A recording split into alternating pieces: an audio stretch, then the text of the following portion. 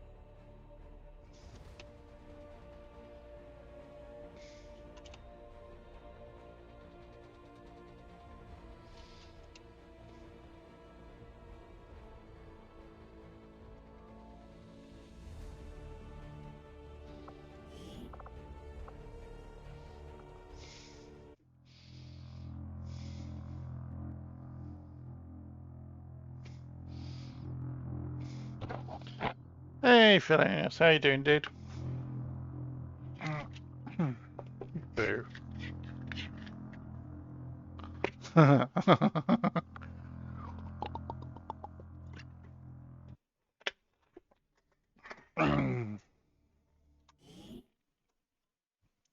That's peace is, not peace.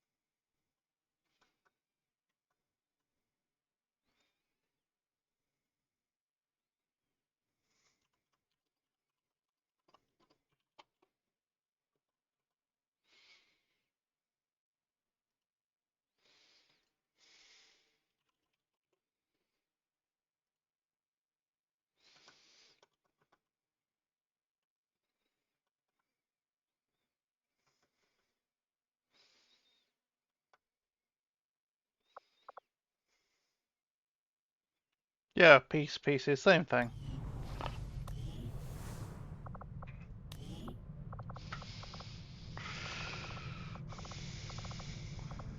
Alright, while I'm waiting. Thanks for the reminder, Pine. In fairness, the ad break hadn't finished. Ad break has now finished. Bing. Hey, Rusty. Hey, dude. I just got something working that I'm really happy with.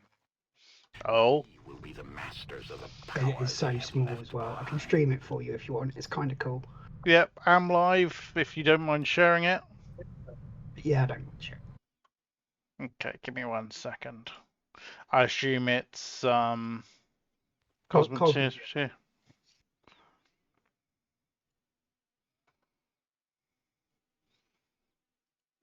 Yep.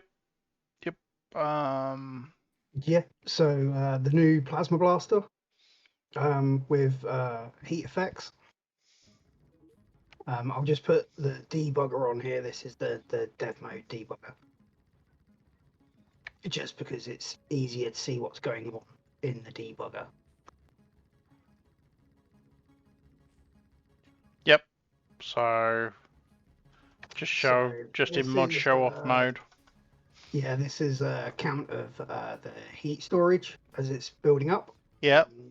Percentage on a 0 to 1 percentage scale. So yeah, like 1 being 100%, 0 being 0. Yeah. Yeah. And at the moment, as you can see, I've got it overclocked, so it's accepting heat and currently set to fire at 10% heat. Yeah. And as you can see, it is not only firing at 10% heat, but it's also actually using 10% heat, like using it up. The using it up part is the part that I've just got fixed. Yay! If I set the limit to say 50%,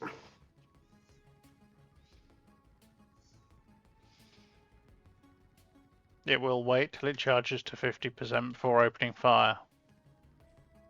Yay! use the 50%. Yeah. So that is definitely like a significant delay. The more charge, like if you go to the full 100%, the delay between shots is huge. You've got to hang on. You've got to toggle in there for how much they need to be charged before Yeah, firing. I've just made this toggle to work with the resource store. Awesome. Does it make any difference how much heat it's firing? Does. Here's the other part that I just got working. I'm going to set it down to like something low, 25%. Charge to 25%, then fine. Mm-hmm. But what does it do to the actual fire chance? Against shields, plasma blasters do, next to nothing. Mm-hmm. Yeah, they do overload damage direct to the shield itself. Hold on. Which is currently being combated by the control room bunker. Yeah. But this shield here was getting, overloaded and like heat effects building up inside it, even though the shield was being hit. But that's about it, and it's really low amount. It's like the same. The thermal resonance lance does the same thing, but like 4 times the capacity of what I've got these set to. So like a bank of these all targeting a shield should do some significant, overheat to the shield and possibly force it to turn off. But you're going to need a lot of them to be able to do that. Yep. Bear in mind, in career mode, these are unlocked after you purchase disruptors. So the idea is that you pair this weapon with the disruptor. The disruptor takes down the shield, and then these do, well, you can already see the damage from the test there. Yeah. But I will just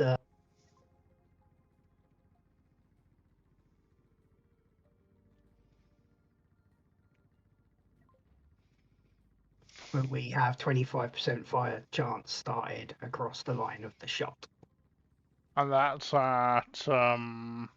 it set at 25. So if you now set that to 100, will that be 100% chance of fires? It should be, but it doesn't quite work out at 100. It kind of works out at like 90 something.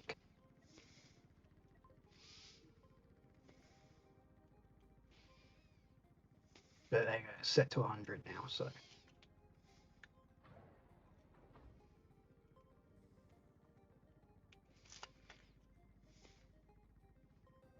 It's taking its time to charge up. But it does. 100 takes like quite a while to charge up to be honest. But yeah, every single point where it classed that as a hit is now a fire. So it's like 1 and then skips 2 and then 1, skips 2. You can see how quickly that actually starts building up because it does the heat as well. And you get to see the the whole reason for the bunker. Yeah.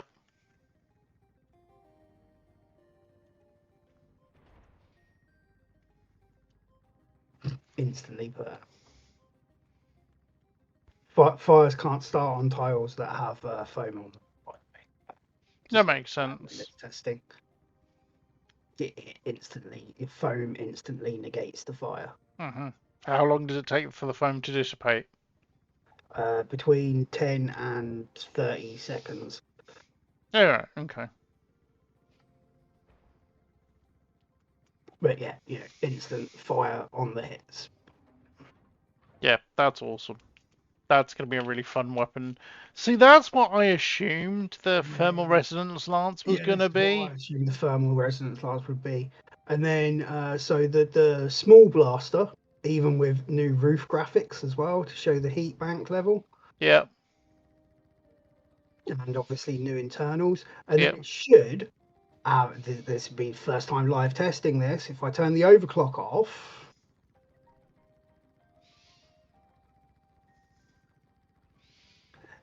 It's not receiving any heat, so it can't have a heat level set, so you have to set it to none, and then it goes back to just a 10% chance to set fires on minimal heat.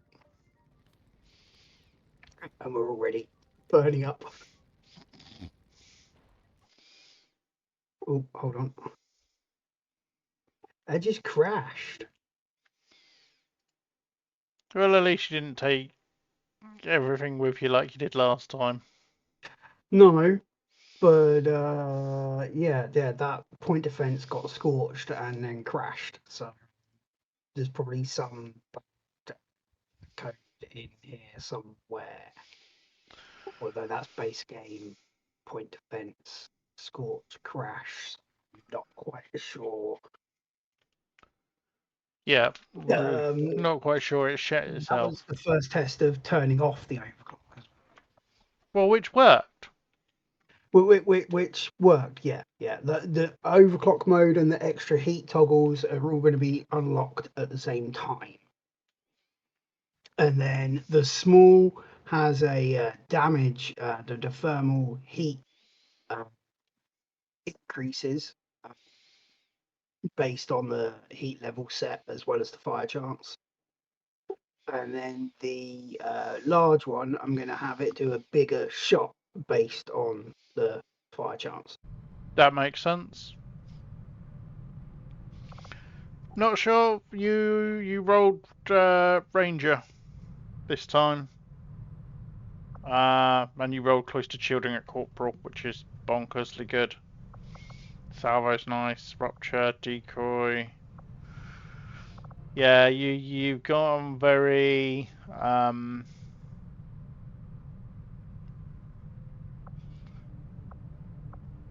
for minor kinetic plating as well. Yeah, and you've got a decent build, decent roll of build. Any PCSs yet? I don't have a GTS yet.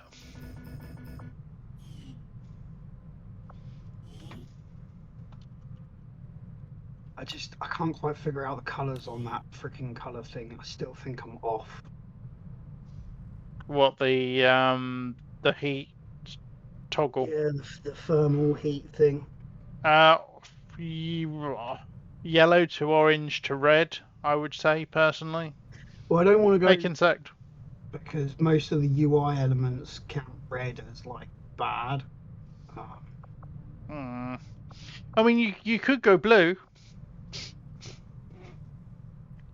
Yeah, but blue is not fire as far as I'm concerned. Not gonna have this again, but yeah, I think it's almost there. It's the mid range, the blue, green, fruity yellow that I'm off. Like I would say that your best bet is probably go keep the outside. I would gradually go red, but obviously keeping the outside of the thermometer blue, so it's not all one colour. would pursue their goal to the Elder's ruin. But that's just me. and that's just twice as difficult, dude. It's a white icon that's coloured in game by the shader. Oh, well, I'll have fun with that. Yeah, that's a bit more difficult to manage. It works out a lot easier and better to do it that way. It's just a white icon I need to worry about. And then all I need to pump is, colours, number of colours into the shader to get it to shade. Do you want a combat in reroll? Not sure. I guess we can do that. I mean, maybe you're right. Maybe I do just go to red. I would, because it's fire. I know that's really obvious, a really obvious answer, dude, but it's fire. They go to red.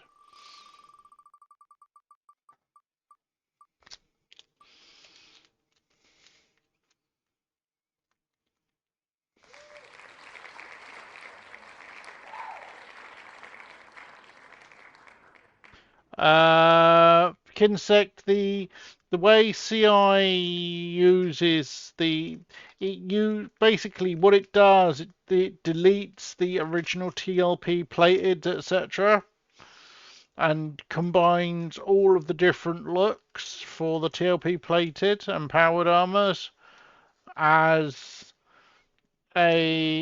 different looks for as different torso options for the new prototype armors. So yes, it does, but not as that specific armor, but as using the models for their own armor, if that makes sense. And yeah, not a window licker anymore, dude.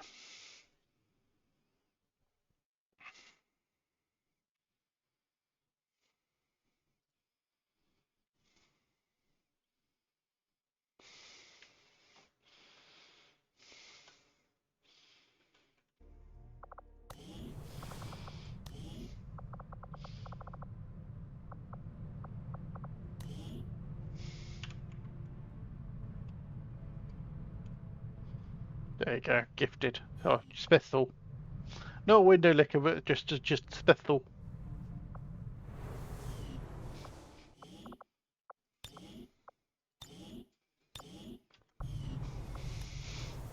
Hey, Zolfana.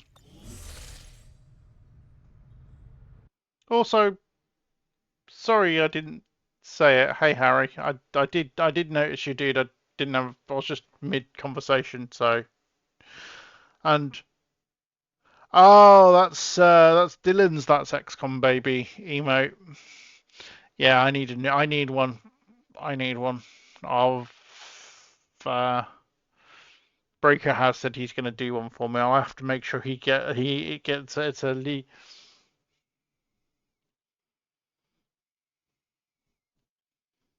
No, it's always done it in.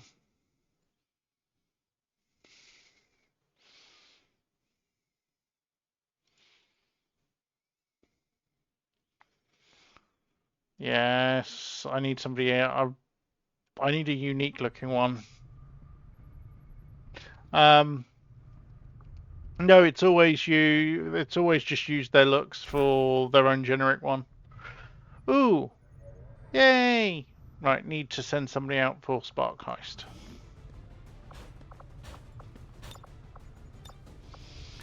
Need a corporal, need a corporal, need a corporal. Outlaw can go. Negate the ambush. It's only minor. Let's see who I put in the second person in. Negates it. No. So, negated. Don't, which means he doesn't need the rail pistol. Now I'll go get my second spark. That'll be useful. I finally have 2 people going out to get bleed out. Yeah. One of which is my missus. And seeing as I needed a sergeant, the other one's Breaker. Right, so 5 hours hack. Operation Holocaust Spine. What a name. Hack the hidden resistance computer. Advantageous cover. Priority objective.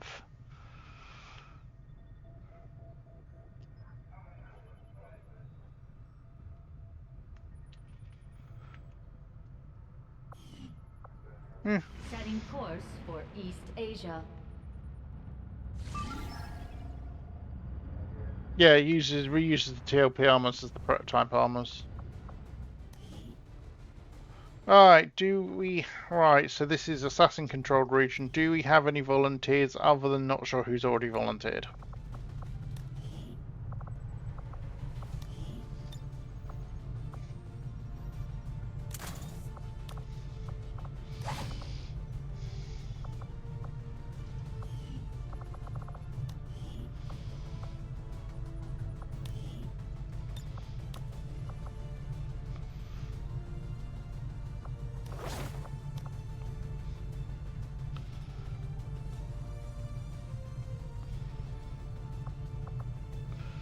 Are you still wounded? I don't know. No.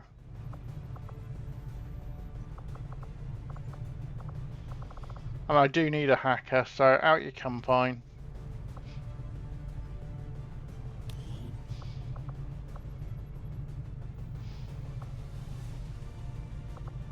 Let's take Philenius.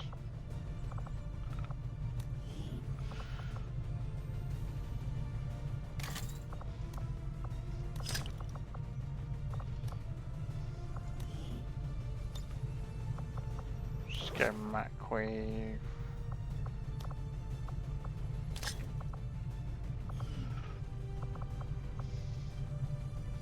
Giving you a gun so you're slightly less useless in combat, Philenius. Haven't got the grenade launcher, you got a gun.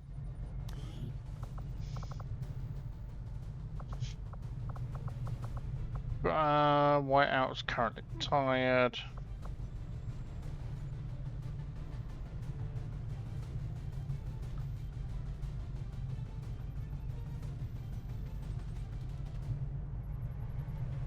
No, Kinsect, it's you can get more of the prototype armors as a scan reward, but not the actual TLE templates of the TLE armors.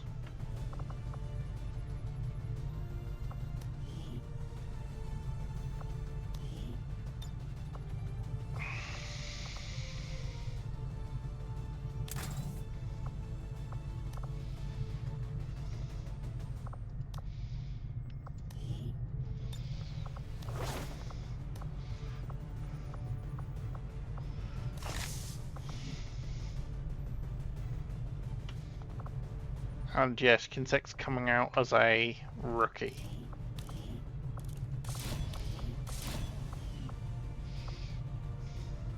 Because I said so.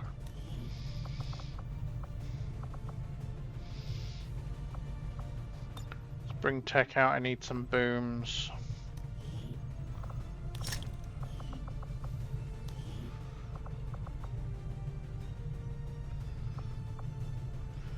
And let's bring Wolf out because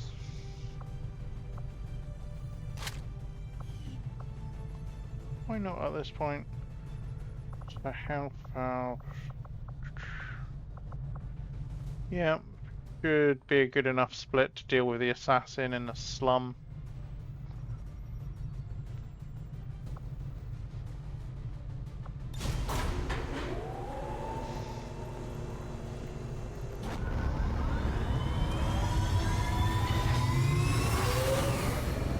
Sky Ranger deployed. In position to drop. Yeah, it's because Pierre has his own TLE prefixes. That might be what you're thinking of, Kinsect.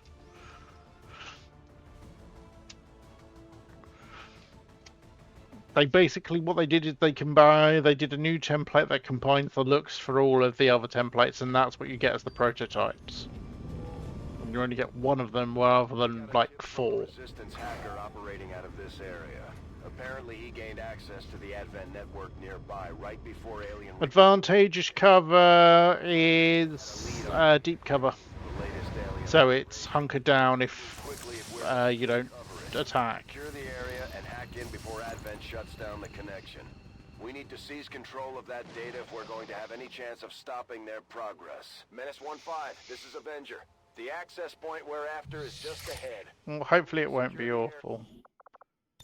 Oh, that does remind me though, I do need to... We know Advent has a trap waiting for us at the target.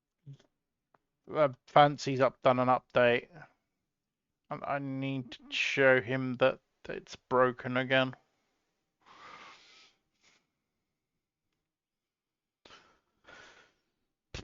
Hang on, let me just upload.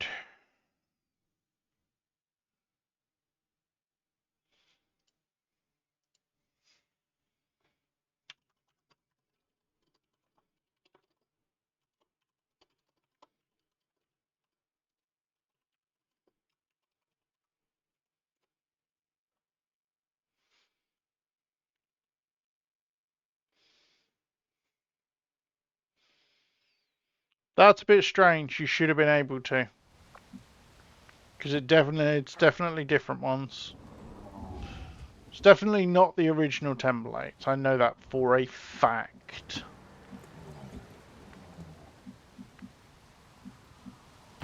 Good copy. Moving on target.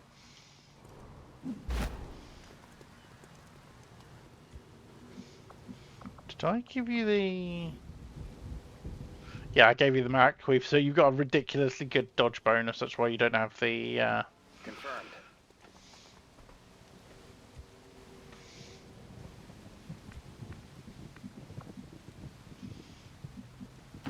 Got it covered.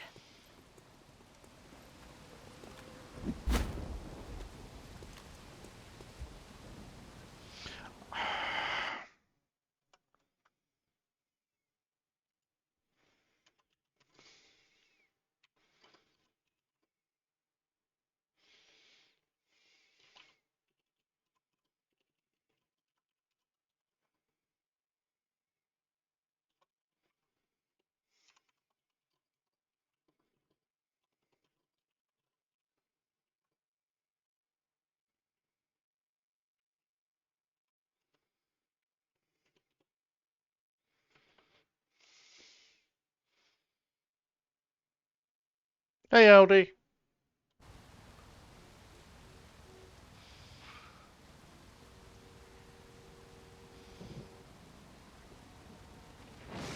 Yeah, just...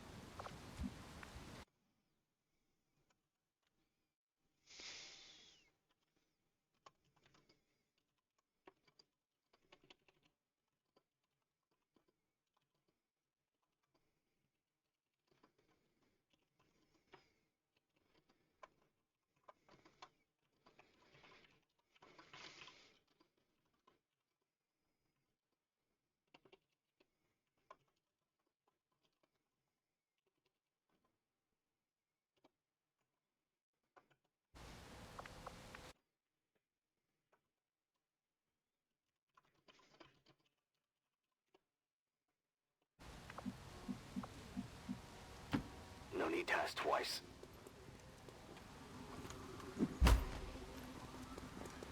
Well, YO doesn't do anything with those templates either, so...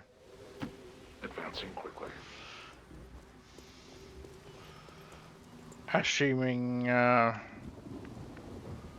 when it's used with CI, because those templates don't exist. So I don't know why it's doing that. I've reported the non-turn ending thing as well to Standing fast. Fancy, so hopefully that can get... Digging in. Maintaining position. All set. It does? It's been a while since I've used YO. Oh yeah, that's a good point, it does.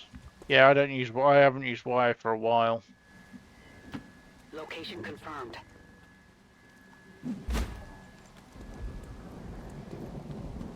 Enemy patrol on the move.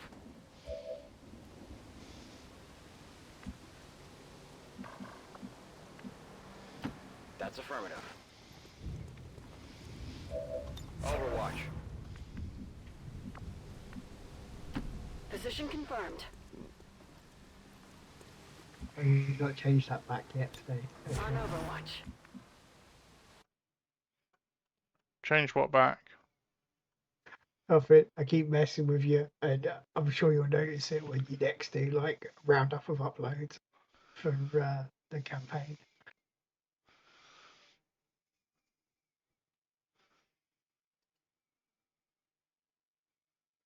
It's a Discord thing. Oh, you've changed it fucking back, because I had changed it. I wondered who changed it.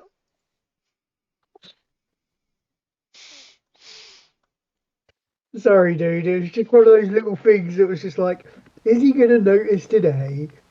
I noticed it the other day when I 3 days do. to notice the last time. Got some advent here. Great. Really did not need that.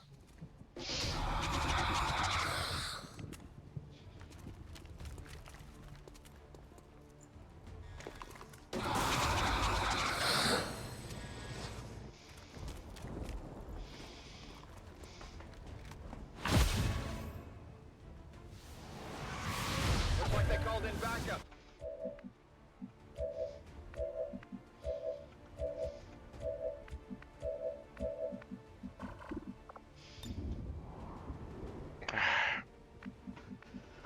And of course, I forgot to actually make use of.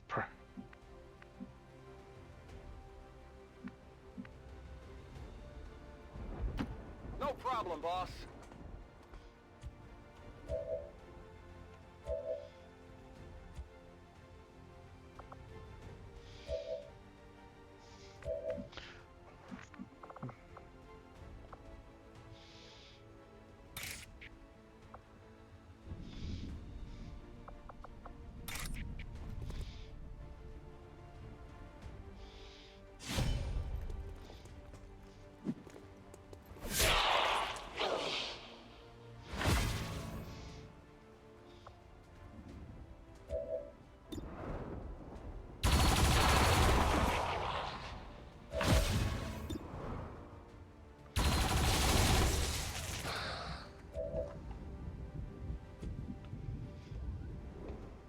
I'm on it.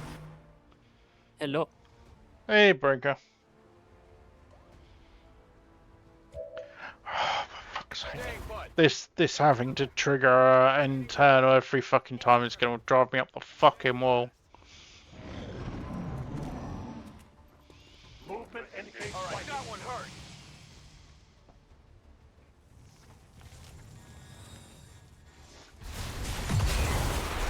Well, that helped. Noise. Ooh, I wonder if I can get around this. Buster, move, Buster, move, Buster, move.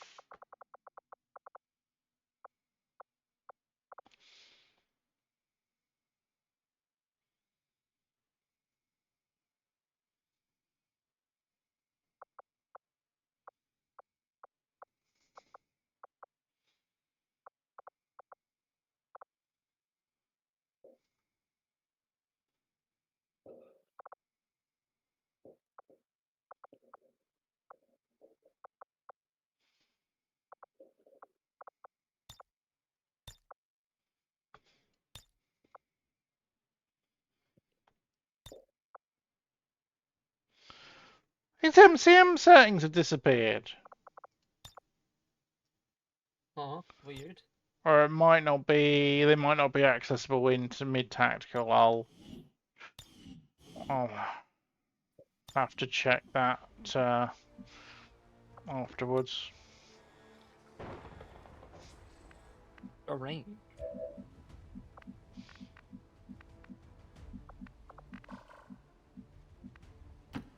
Finally.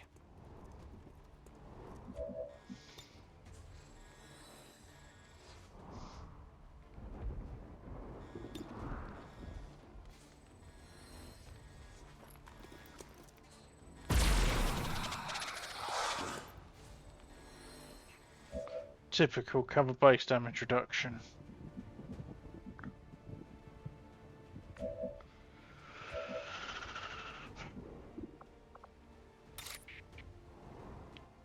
Vengeance has come.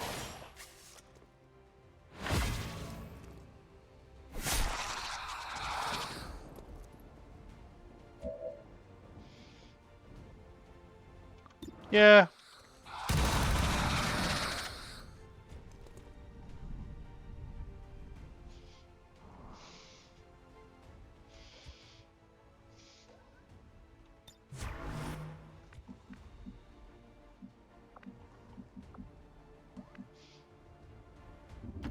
I can handle that.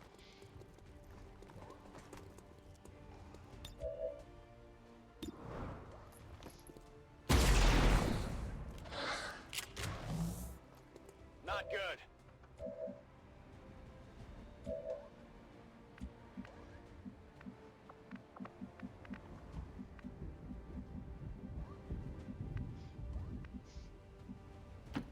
Roger that.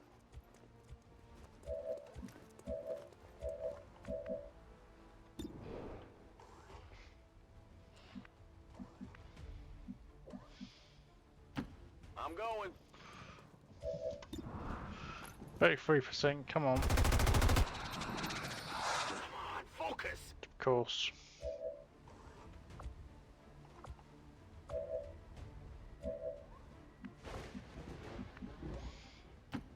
No problem, boss. Male vipers don't exist.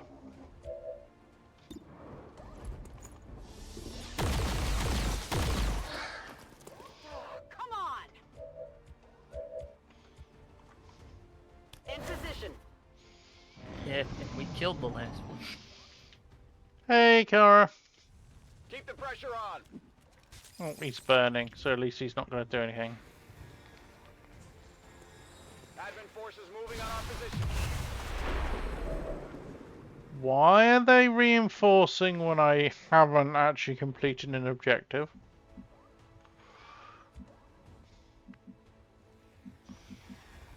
Oh, there's the hack. Is there an enemy that's was able to call one? No. Strange.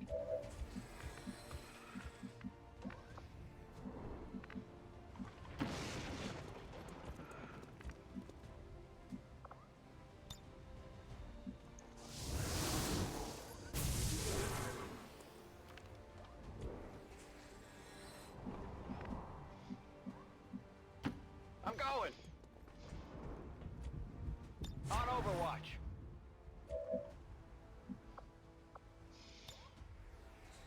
Hacking in.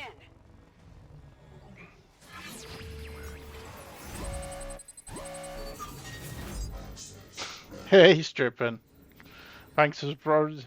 Dave, I offered to help Iburi with the mods, with the mod lists in total, dude. Wait, hold on. That's stripping? Yep, that's stripping. And hey, Oh my Iburi. god. As somebody who was a Yogscast fan, like back when he was a kid. Oh my god. Accessing system.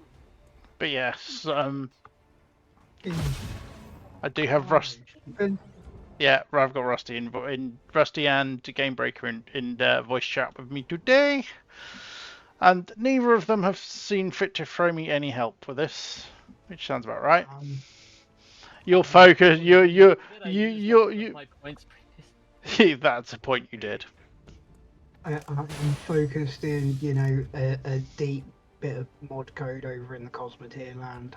Yeah, Let me get... This thing, that crash was definitely caused by the weapon, was definitely caused by toggling the overclock mode on.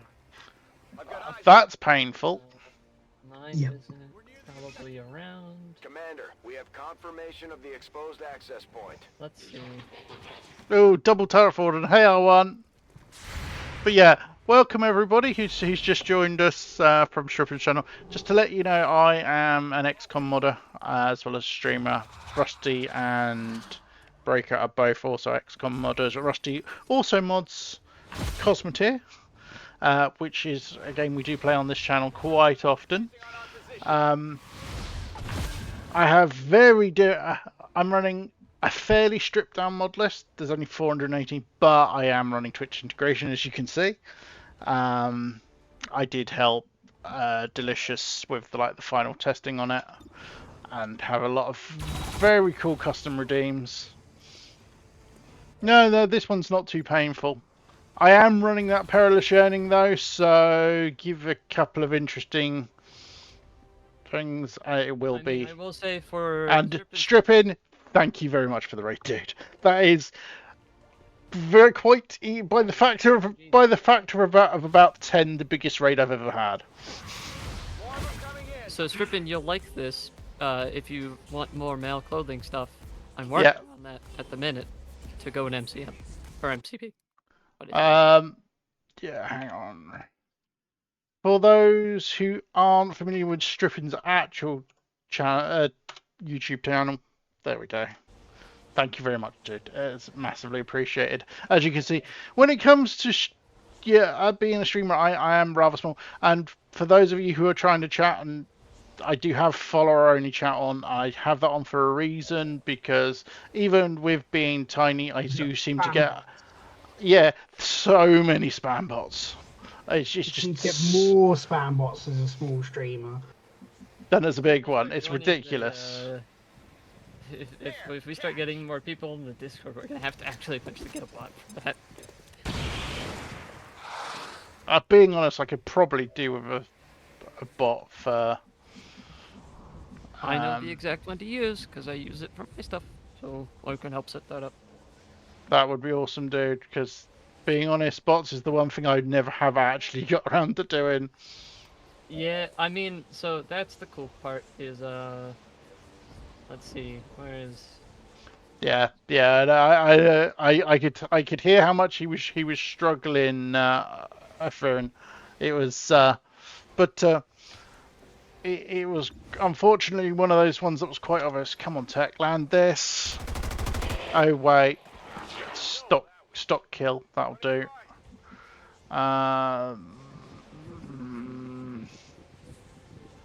Not in a good position.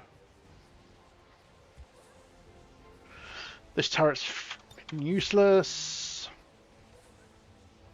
yeah, Sapphire bot. This turret's useless. That turret. Yeah, the reason this image, this is the Buster move, which is the dance one. Unfortunately, I have it currently. The last update is actually currently bugged. TBD. Oh, I would need the permissions for that on a side note for the one that I would have us use. That's a point. I have given you mod. Does it have permissions to add to it, a bot or add a bot to the? What as moderator? I don't think you do. I think you'd need admin for that. I can send you the link to the one. Yeah, send me the links. DM me the links and stuff, and I'll have a look at it. Like I said, I haven't actually. I was gonna set one up at one point, and I just never got around to it. Let me put that. So these are all shield. We've got a meme bot coming in. Hey, Volt Wolf, how you doing, dude? And while everyone. And yes, kiddos being ill is just fairly standard. I'm one of the few people where I'm old and don't have kids, but I am young and don't have this kids. man, I am baby compared to this. Then I've got kids, but they live with the ex-wife.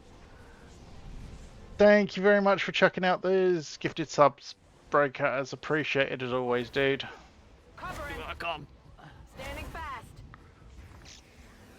Oh yeah, I love this mod. This is the land reinforcements mod. It's new animations for reinforcement pods coming in.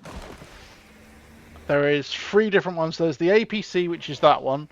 There is the walk-in, which is that one, and then there's one more where they're coming on with the back of one of the tanks.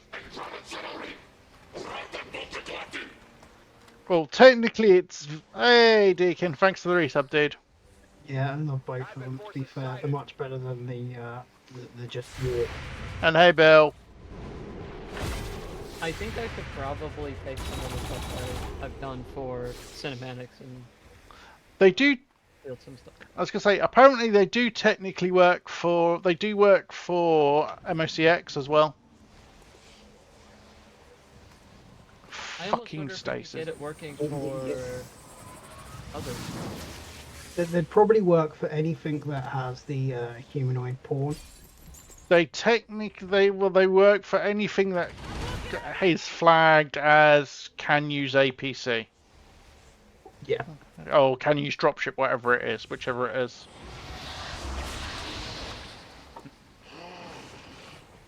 So basically anything that's not an alien. Yeah, I was gonna say he did. Take much to get them to work with the muton skeleton because it's most similar to the advent mesh. Well, the mutons just need to be OPTC to be able to use. Oh, Deacon Bot, yay! Actually, Deacon Bot very useful. I can get the angle. How's the mission going? It's going good. It's going-ish. Oh, might as well get me in there. Yeah, I was gonna say, does somebody want to trigger a poll or something? That's... Yeah.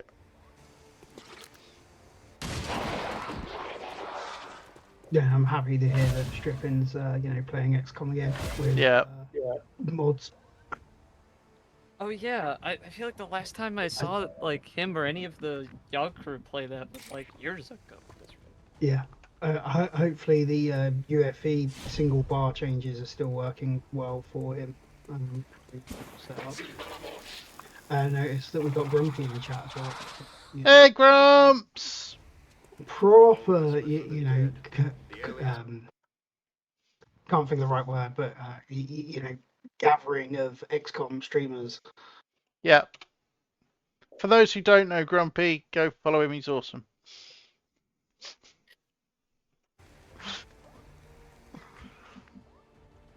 And if you stick around for more streams, you get to see more cool stuff as Yeah, people work on things and we get stuff.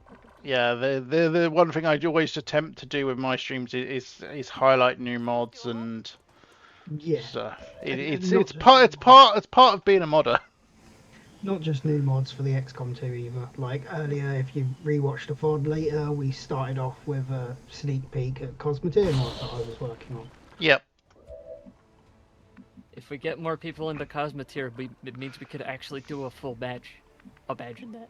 I mean, in fairness, with tech, I think we've had 7, haven't we, Rusty, on a multiplayer mayhem? 7's been the max so far, which is which is only one off maximum, yeah. Spawn. That's only a 60. I was gonna say only a 61. No. Let's do it the easy way. In fairness, I remember. I say Yogscast, but I'm remembering like golden period Yogscast, and then like early period Yogscast as well. I'm still one of those people who probably for a long time wanted them to continue Shadow of Israfel, which many people will not know the name of by this point. Yeah. Oh, yeah. Speaking, Iberi, the pack you put together looks interesting. I would smash my head against it probably. I am running Perilous Yearning this campaign, and that is why I've stripped my mod list back. Because Perilous Yearning is going to be pain enough.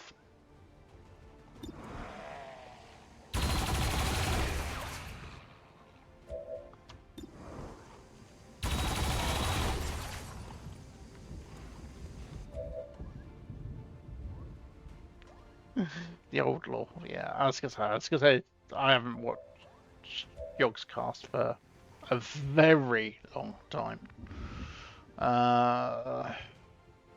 Oh yeah, I am also running. Twitch. Hello. Oh my God, it's done. It's a proper night tonight. Hey, Kex. Hey, what's up? What's up, guys? It's a busy one tonight. we have Kex. You're probably using all of his female cosmetics on any of your female soldiers. Yes. Hold on, I'm just my internet is slow, and I'm just loading Twitch. Yeah, we have 319 people. What's happening? Stripping raided us. Okay, I was gonna be like, I need an explanation. And Grumpy's in chat as well. Yeah, so we got nice. All right, well, and nice big hype train. Yeah. Yeah, it's thanks, Volt. This is crazy. Who joins us? What's up, y'all? Hey, Kinsect. Yeah, you're a bit loud, Kinsect. Let me turn you down slightly. Yeah, I'm turning it down. Wait, Kinsect, can you say testing? So like, there's this one time, Mike. There we go. Perfect, thank you. There's this one time at band camp when your user volume got reduced to 98%. Yeah. Uh, But yeah, so now it's a party. I actually had to, because these are better earbuds than I used to use. So I actually had to turn down Cax too, which is funny. Yeah, so yeah, sorry if I'm loud too. Anyway. I was gonna say you are a bit louder than everybody else, Kex. Let me just normalize these volumes a little. Sorry, I apologies. like X being loud. Yeah. I mean, because when I joined, it's not just me. It's yeah. I was gonna say it's not complete without the squeaky chair. Yeah, I speak for two. But we haven't heard Squeaky Chair in a while. It sounds like she's been under oppressed. No. Oh yeah, and of course, soon as we're getting all of the real celebrities in today. Give me a second. Wake up, you little shit. I love the fact that even Not Sure in the chat don't know it enough that the chair isn't heard. Chair. Yeah, but just for everybody in chat. Also, hi chat. I have a very, very old, horrible office chair that I actually let me do some math because this is. Yep. For all the new people, this is Jerry. Like no exaggeration, I've had this chair for over 25 years. This is Jerry. He is my ginger. The condition it's in. And he is my reason for being. Power button switcher offer. Power button switcher offer. Extraordinaire. I love chair guy. Hi Jerry. He comes. You're not paying him attention. He moves into a position with his paws resting on the power button, and you it's going to happen at some point. He's going to smash. Yeah, I personally, Jerry gets near computer. I start hitting quick save.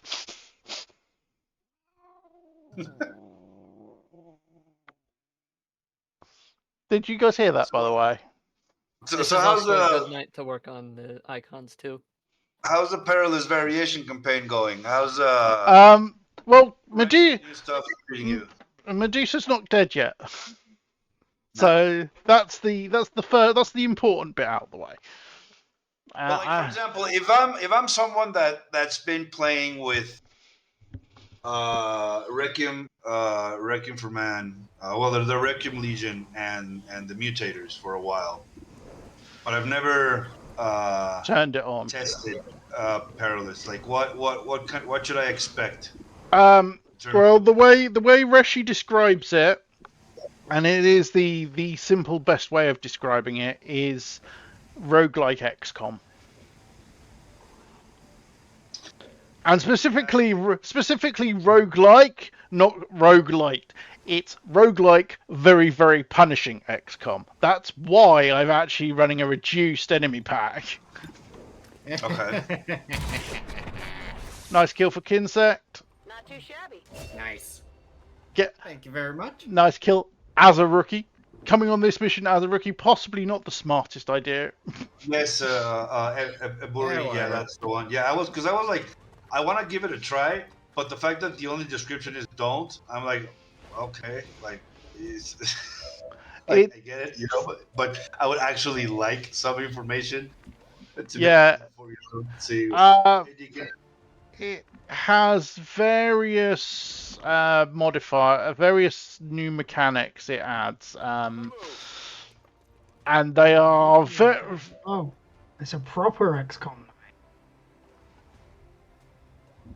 But like, what does that what does that mean? Because I'm not a. Yeah, but Kara, you have 12,000 of those are in the character creator.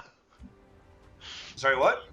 I was gonna say, yeah. Kara was just told don't about and she gets it down 60. She's got 16 hours in it. No. When 12,000 of those are in the character creator, it. 16,000 hours in XCOM, one campaign of 2 hours, and 14,900 hours in the character creator. Yeah. Nice one. If only mods could work for the free War of the Chosen propaganda center, you know, Carl would never have needed to have bought the game. I mean, to be fair, yeah. even if it's like almost 10 years old, it is a nice character creator.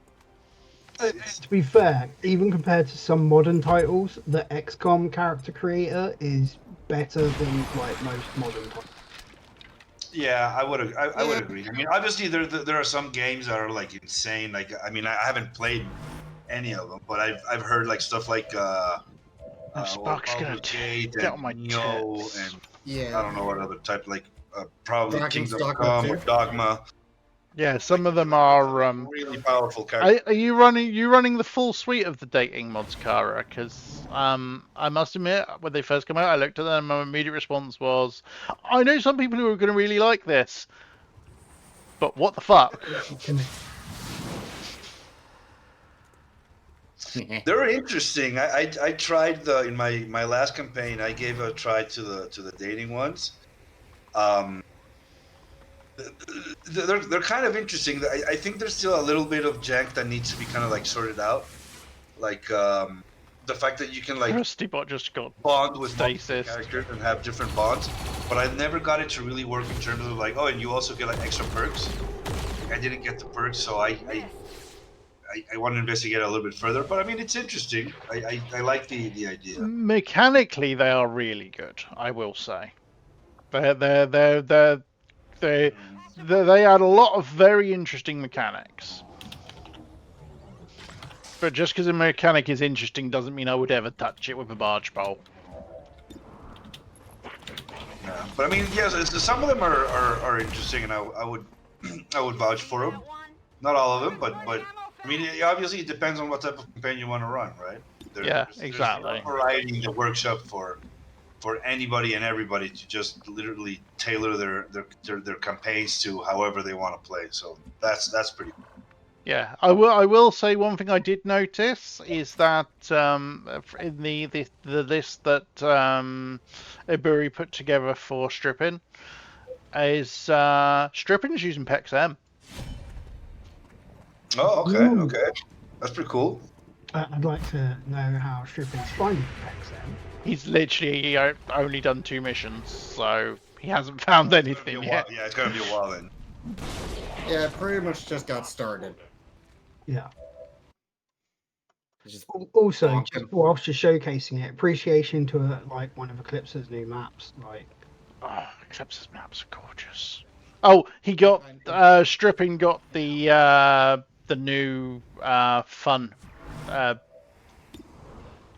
do have one complaint. The UFO map. Oh, the UFO is insane. I wanna take partial credit for that because I gave him the blueprint for the abductor one. But no, his maps are insane. Yesterday I was playing, yesterday or the day before, and I love what he's done with some of the Lost and Abandoned maps, because I got I don't know if you remember from Enemy Within. One of the Enemy Within maps that's a retaliation map takes place like in a military camp with like tanks and a big warehouse in the center. And I just got that map yesterday. It was so good, so much fun to play.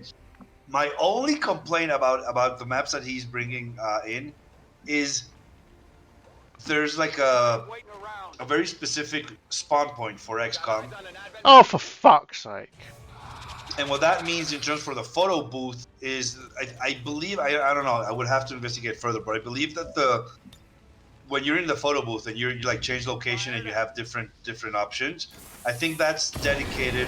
I think that's determined by how many spawn points you have in the game for XCOM. Who did you So I just believe give that he's doing action that, point like just the to? one spawn point. So when you're at the photo booth, you only get the one place. Well, that's like minor. Like it doesn't have any effect on gameplay. Gameplay wise, they're awesome. Yeah. Let's deal with Although this I will say first. it's nice that stripping is using Yeah, PEX-M. yeah, that's one of the. Not that's just one of the- because I helped with that in animation particularly.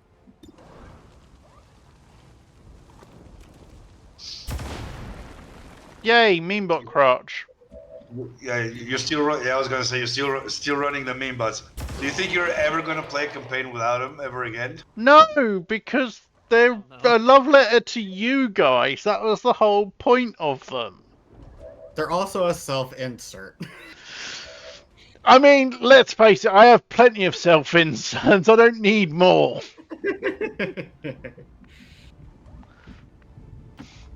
But could have even more self-inserts. Thank you, Kara.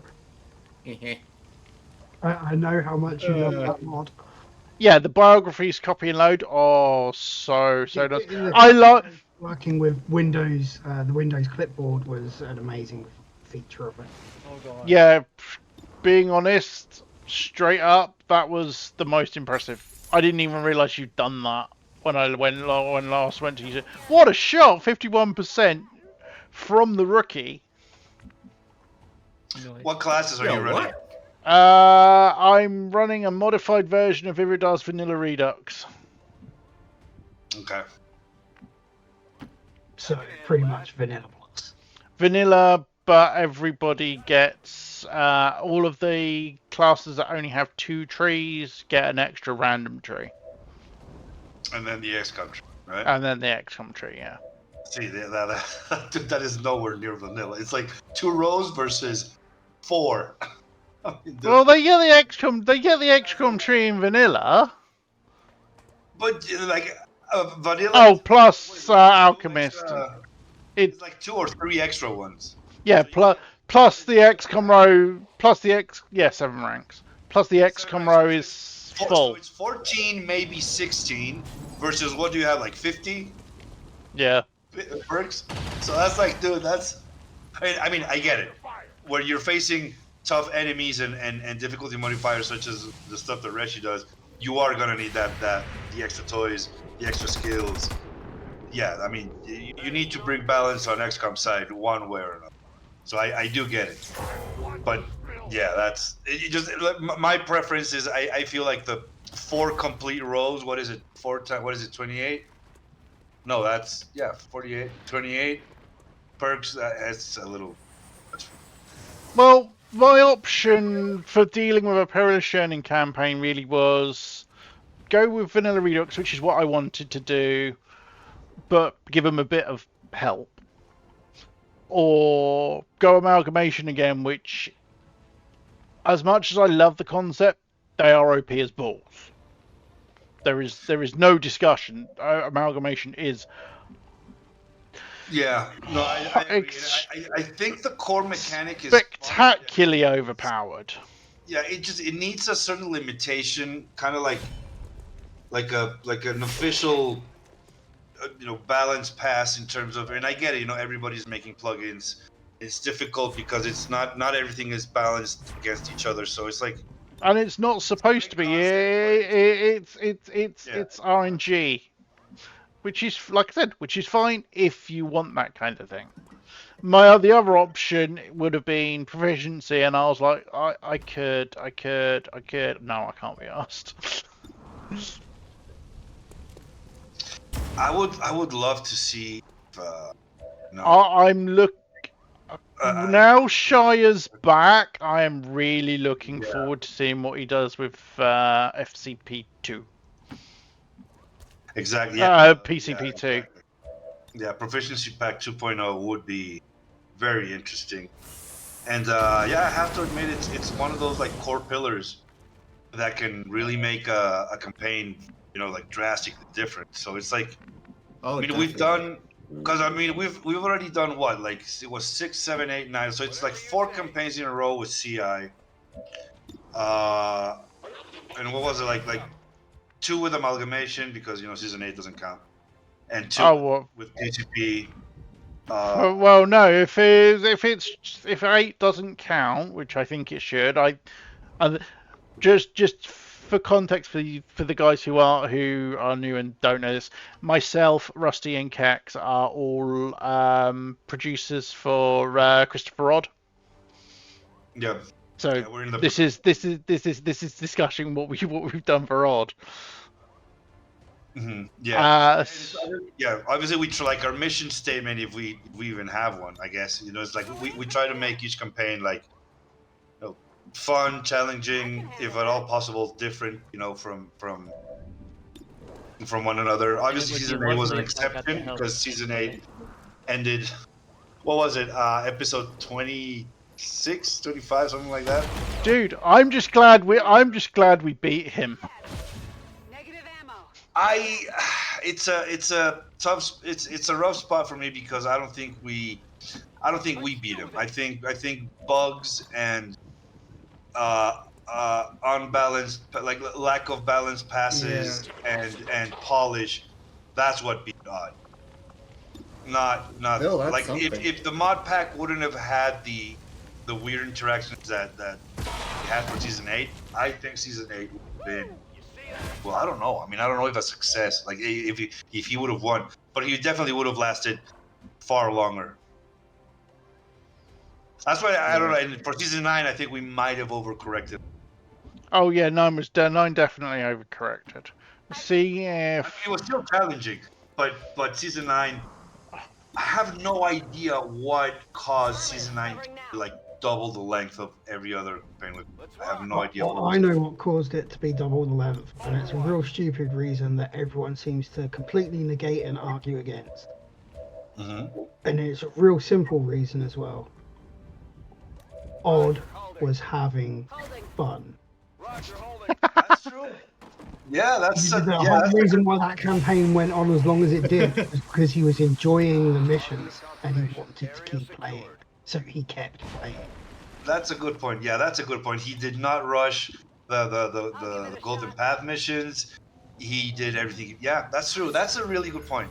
He definitely Which was. also like says to me that yes, like a lot of people complained against season 9 and the length of it and everything, but the mod I should have gone for large. Odd engaged, 9 seasons of War of the Chosen, 7 seasons of pre-War of the Chosen, 4 seasons of XCOM 1 prior to that, to keep Odd still engaged and happy and playing an XCOM season for the length that he did. Yeah. I say the mod pack did its job. Yeah, there is that. You know what? You've convinced me. Yeah. Operation Holocaust Spine, 1 wound, 20 out of 20 enemies killed. Not sure. I don't know how he didn't do anything apart from the fact that he missed every shot he took.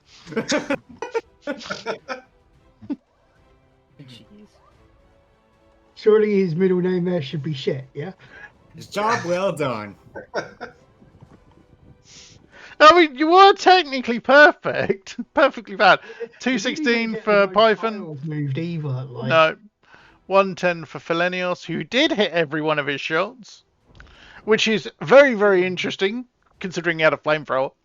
214 for Ice. Not sure how Ice didn't get MVP, considering being a rookie. 28 for Tac. Oh, wait. Of course Volt Wolf got MVP again. I 100% think that season 9 did its job. Yeah, definitely. Yeah.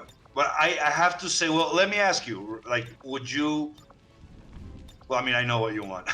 but assuming from the get-go that you wouldn't get what you want... Theoretical, we have not discussed season 10 yet. In a theoretical, we have not discussed season 10 yet, because there has been no discussion publicly known. Well, no, of course.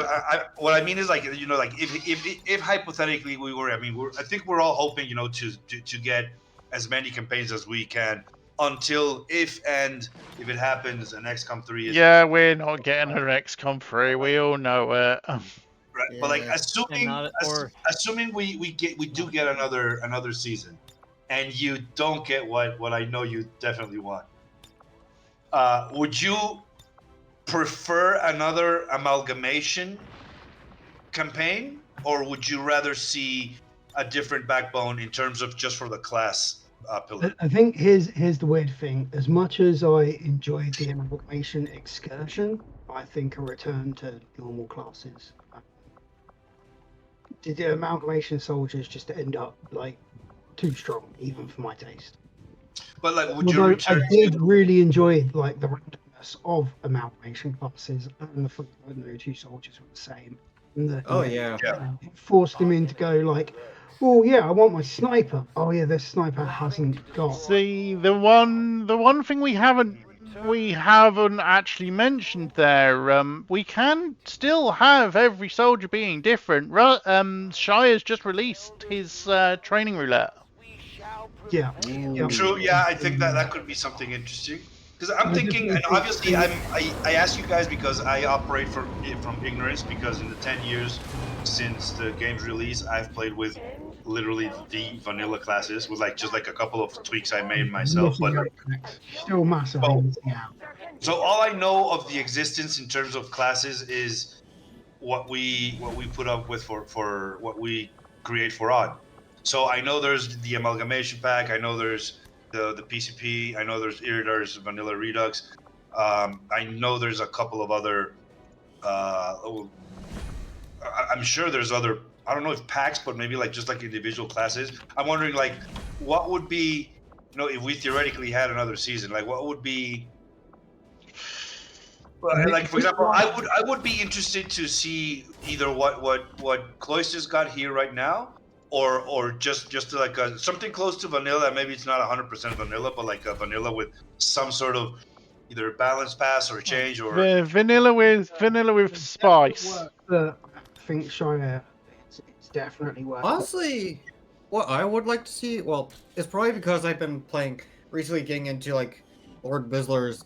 Or busy, I'm not saying his name right. Lord Abizi. Yeah, War of the Glass. Problem with War of Glass is that will be longer than a standard CI campaign.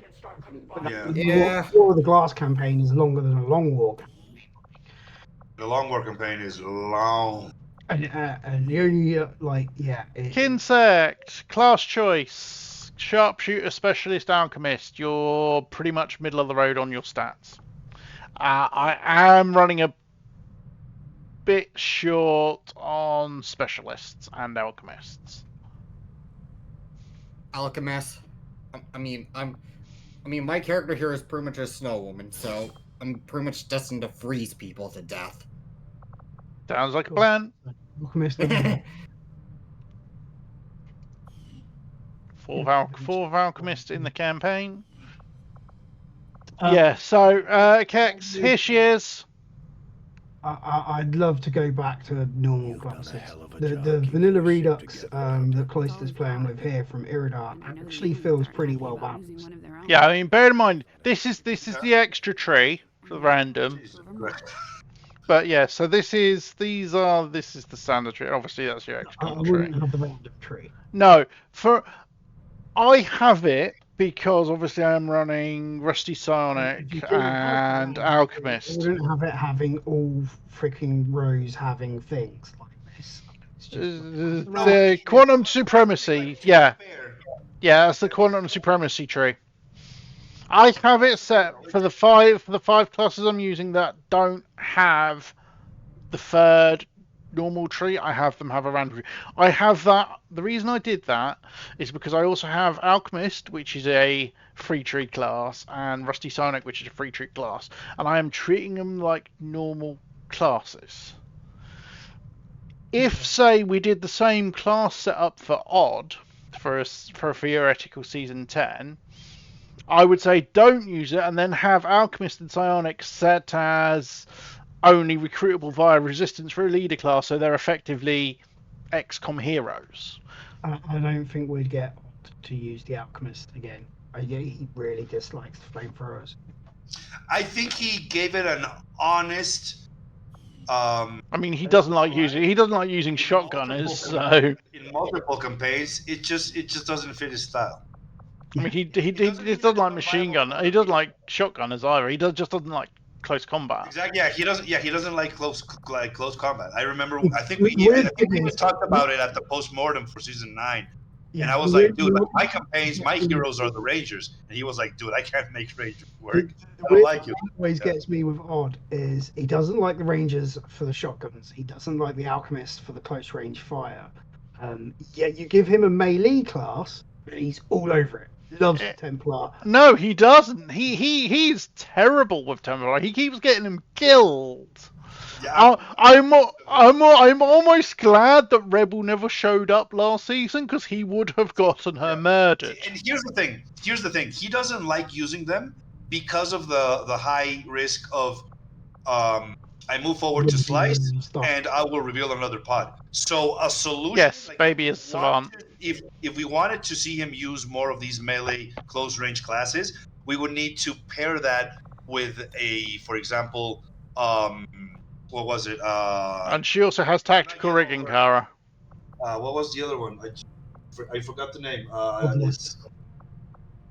Which one? Podless. XCOM Podless.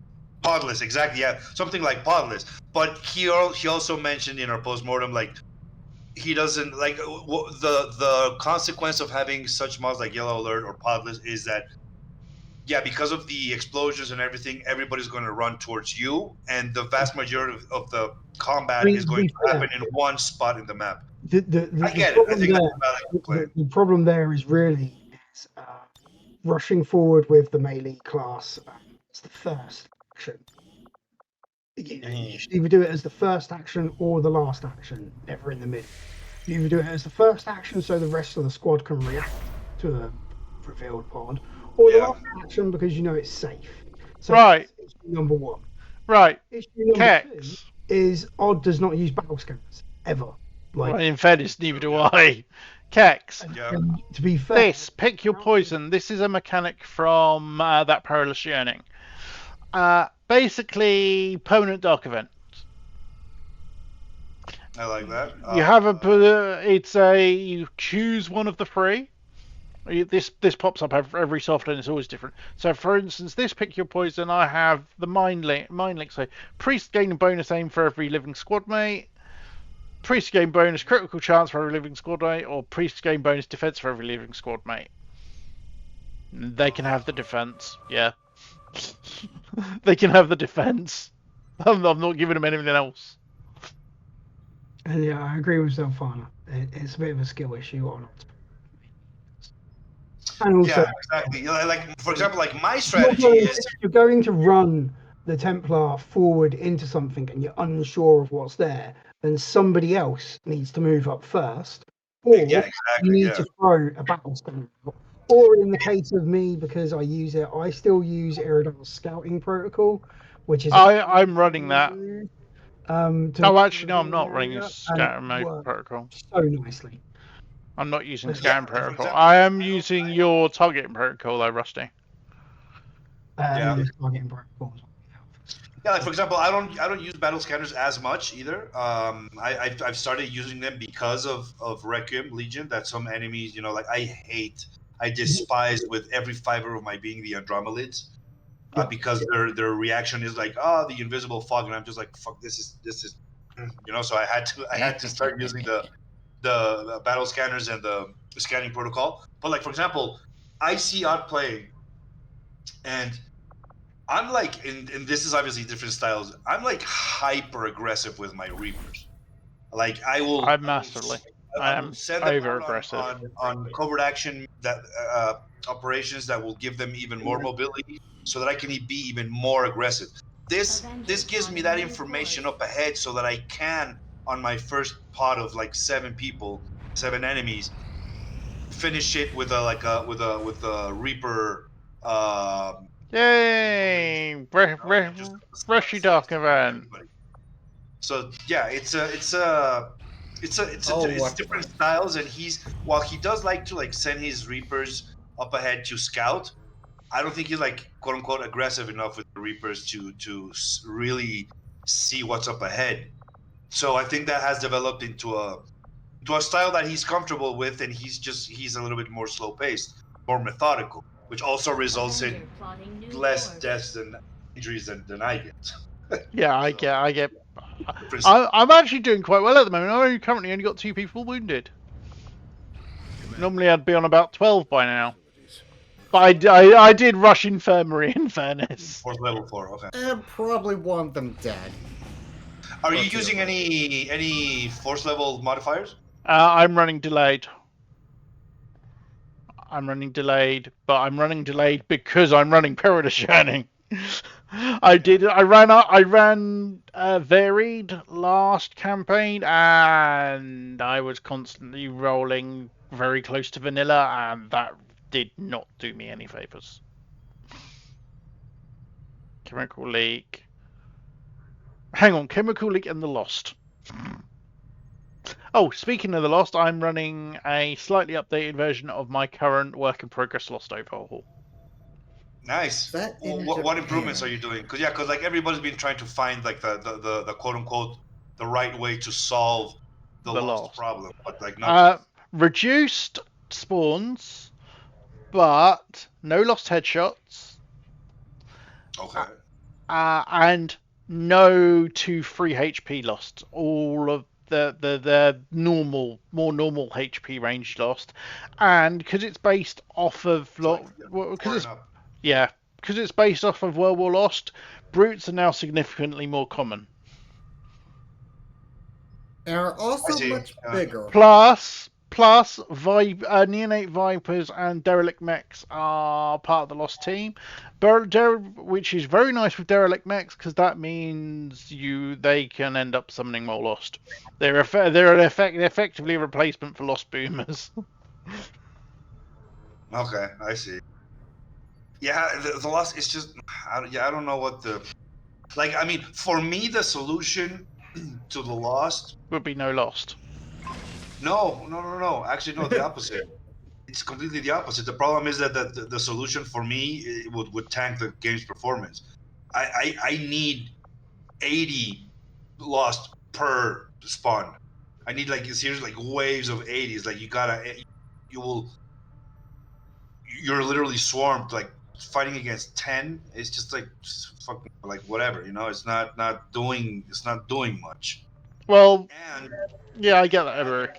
The problem also is admin tends to get really distracted, and they'll in my experience they'll focus fire more the Lost than XCOM. Obviously, it depends on position, depends on AI, blah blah blah. But that's also kind of like a problem because it's like for example, we've toyed around with the idea of like, do we want factions? It's a cool idea, but in essence, the result is since they're fighting each other, it just makes the job for you easier. Because I've got them at I will say I've got them at 50-50, but I also have them more difficult, so to me that balances. Right, no, and that's fair, but what I mean is not the Lost attacking us more than they're attacking Advent. It's that Advent is attacking the Lost more than they're attacking us. Oh yeah, that's a Lost will swing at an Advent with a modded enemy that has 65 HP, 12 armor, 16 ablative armor, shields that negate, and even if they're able to bypass, it's like 1 HP down from a brute. Whereas having like a legate did not Lost instead of shooting you, I mean that's like that can save your ass. So did not bring him in properly. That's going to annoy me. Right. I mean, overall, I do. Oh, I do gotta skip the Proxian intro. Yeah, you skipped the Proxian intro. Yeah, you skipped it, man. Also, why you gotta do it, man? Propaganda machine working overtime. We're still seeing a steady flow of migrants heading into the cities. I'm not sure they have to do all. Yeah, exactly. Not sure. Like I want to wave. Like we're talking like. Oh. What rank was it? He was at corporal, wasn't he? Well, maybe not. Yeah. But what about the terminally ill, the elderly, or the disabled? But that's just there's just like the. What do you mean we didn't have Rusty? Doctor, we can offer them freedom. Hey, there you are, Rusty. They have to endure the pains of being human. I love the purple hair, man. It's so cool. It fits. Yeah, you wouldn't think that purple dreadlocks would fit on a Proxian room. They do. But it just works so well. Proxians. Bill, Proxians are strong. I wouldn't say they're any stronger now than the bullshit. Redux. In any of the other classes. Bullshit. No, the Redux version, the vanilla Redux versions of the factions are generally stronger, and Proxians have been nerfed comparatively to what they used to be. How much have they been nerfed? Well, you can't do a Rain 2-man proxy an entire campaign anymore. No, Kara. There was a lot of balance changes that came on the back. Yeah, you can't be a Terminator anymore. I mean, they're strong. There's absolutely no doubts about that. They are also really fucking cool. Maybe a good balance would be, you're not able to acquire them until later in the campaign which is exactly what I've done. But dude, you're in force level 4 and you have one. Force level 4 is not even mutants. I'm talking, you shouldn't be able to get one with these stats. With the current stats, you shouldn't be able to get one until like force level 12 or 14. I mean, I admittedly, if I wasn't running delayed force level, I would be on force level 7 by now. Yeah. See, that's the problem, because it's kind of like a similar problem that the Sparks face, which is it's like lore wise, or at least like logic wise, you're like, yes, these mechanical beings need to be in some ways superior than human. But like the balance pass of like trade-offs is just not hitting that sweet spot, and the fact that you can quote unquote have them so early just throws everything out the window. It's very difficult to. Admittedly, I rushed Sparks this campaign. And it's like if you're playing with nothing integrated, like everything checked off, you can build Sparks literally since day one. I mean, if you have the money. Well, no, you've got to have the proving ground. Yeah, but that's the thing. The moment you get a proving ground, the project is there. Like, you don't even require a mech corpse carcass to research in order to get that project. The project is just boom available. Just like stuff like that needs that kind of like it's like they're if they're gonna be stronger than humans, maybe they shouldn't be that available. It's like remarkable time. And I get it. Sometimes the trade-off is like, oh well, maybe less mobility. Kind of balanced it in this campaign by the fact that he had to go on a covert action to get me. Yes. And also kind of balanced on the fact that there is only me. Plus, not only did I have to go on a covert to get you, I had to get first tier thingy first. How is having to go on a covert action? I will send word as soon as we quote unquote balance pass. It was also just the moment you have the ring up. It was also gated behind needing faction influence. Needing the faction influence as well. You have to do the first hunt the chosen. So it's a time factor. He's rushed. Like okay, that's a good gate. Yeah, I have rushed it a little, and if you look at my Avenger, you can see where I've rushed it as well. I still don't have a GTS. Yeah, for me that's like numero uno. But I play vanilla, not CI, so I know that's different. Commander, I need it because I need that extra if we give them a place increase the slots. Right, let's see. Build items. Not the right one. That definitely is. I'm definitely taking. We never did the the stupid jacuzzi up top mod. No, we didn't. Oh man, that would have been so good.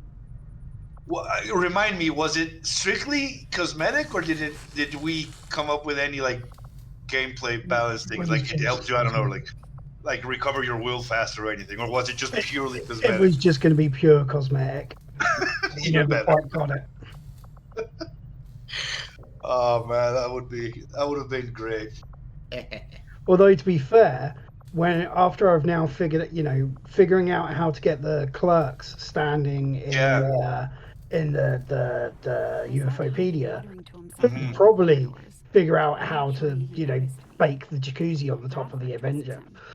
Just a matter of constructing, like quote unquote constructing the map, and then having what was like the particular thing that you figured out for doing that, on a side note? It's in the map. You have to put the markers down in the map, and then I reference the markers in the UFOpedia, and then there's the UFOpedia. Twice to show it again. That makes sense. Yeah, because the game. Yeah, they are. Their slots are being taken up by something else, by other stuff, unfortunately, at the minute. So I can't really show it. But It might also be because you're in the sidebar. If you go to the main menu, the actual thing, like you're in the sidebar menu, so it's not going to initialize the. Ah, so beautiful. You. Go to the enemy bestiary. Bestiary. There. The second one. no, A little see, off the top. Sorry. Yeah, well, yeah. Right now, there's no clerks. but they do yeah, spawn there. They look so Yeah, cool. yeah, they do spawn in there. Yeah, they do spawn in. I just like the fact that you've got the different viewpoints set up depending on which screen it is. I tell you, it sounds stupid. And this. You know, one of the most difficult things, getting the poster on the left-hand side there to actually use the campaign posters was a freaking nightmare. I believe you 100%. Maybe, okay, because I tried to do that with the. In FCP3, I included a new item like that you can put on your belt, which is kind of like an ID badge. Yeah, it's so And cool. currently, it displays the flag, but the original intent was for it to display that picture. Yeah, like the picture you see right now on the left. Yeah. And I was I'm trying to remember if I actually have somebody who has it. No. Yeah, you do have someone that has the badge. If not, you can like put it like on mine, like really quick if I'm in the barracks. In fair, yeah, Medusa is. In fact, I'm fairly sure Medusa does already have it, Could be. but on a different armor. Yeah, I put the material on the mesh, like the proper material, or at least what I thought was a proper material, but it wouldn't. Like, there you go. It's on a Predator. It would render the yeah, there it is. It would render the the textureless picture, the grid purple and white. Yeah. Like checkered. And I was just like, and it wouldn't work. And I tried at first. I tried that the portrait. Then that didn't work. And then I tried the actual like poster material. That didn't work. So that's why I ended up using the flag. I still think it looks so cool using the flag. The poster in the UFOpedia, it's very, very kind of fun. It's actually copied and pasted from the bar. That's the same material like I grabbed from the bar. Yeah. You go to the bar memorial and you look at the back wall of the bar memorial. Click on the bar. This is the voice of the resistance, reminding you. Yeah, those squares. Y'all have a good day. Catch you later, dude. See you, Cloister. See you, Cat. I can't look at the back wall of the bar memorial because I don't have anybody dead yet. Well, no, we just need that thing in the back there. You see in the back, the poster in the back? Yep. Yeah. I cut that entire wall section out of the back on the bar memorial map, pasted it into the UFOpedia map, and that entire back wall section exists in the UFOpedia map, but I then gave everything an invisible texture that wasn't the poster. And then just put a wall on top of it. That is how the poster is working in the UFOpedia. My God, I can only guess there is some reference or thing somewhere. I'd probably take a look. The other thing that's really, really fun with the UFOpedia, if you go debug camera mode and zoom to the back. Hang on. For Cloister, he just wants to play his game, and here we are. Discussing crap, yeah. I just like the fact that it's outside the arse end of the Avenger. Can you click on just one random enemy just so that we don't have the menu up? Yeah. There we go. There you go. And look, there they go. Yeah, lost. One of the things that most people don't. Clark spawned. Yeah, Clark spawned.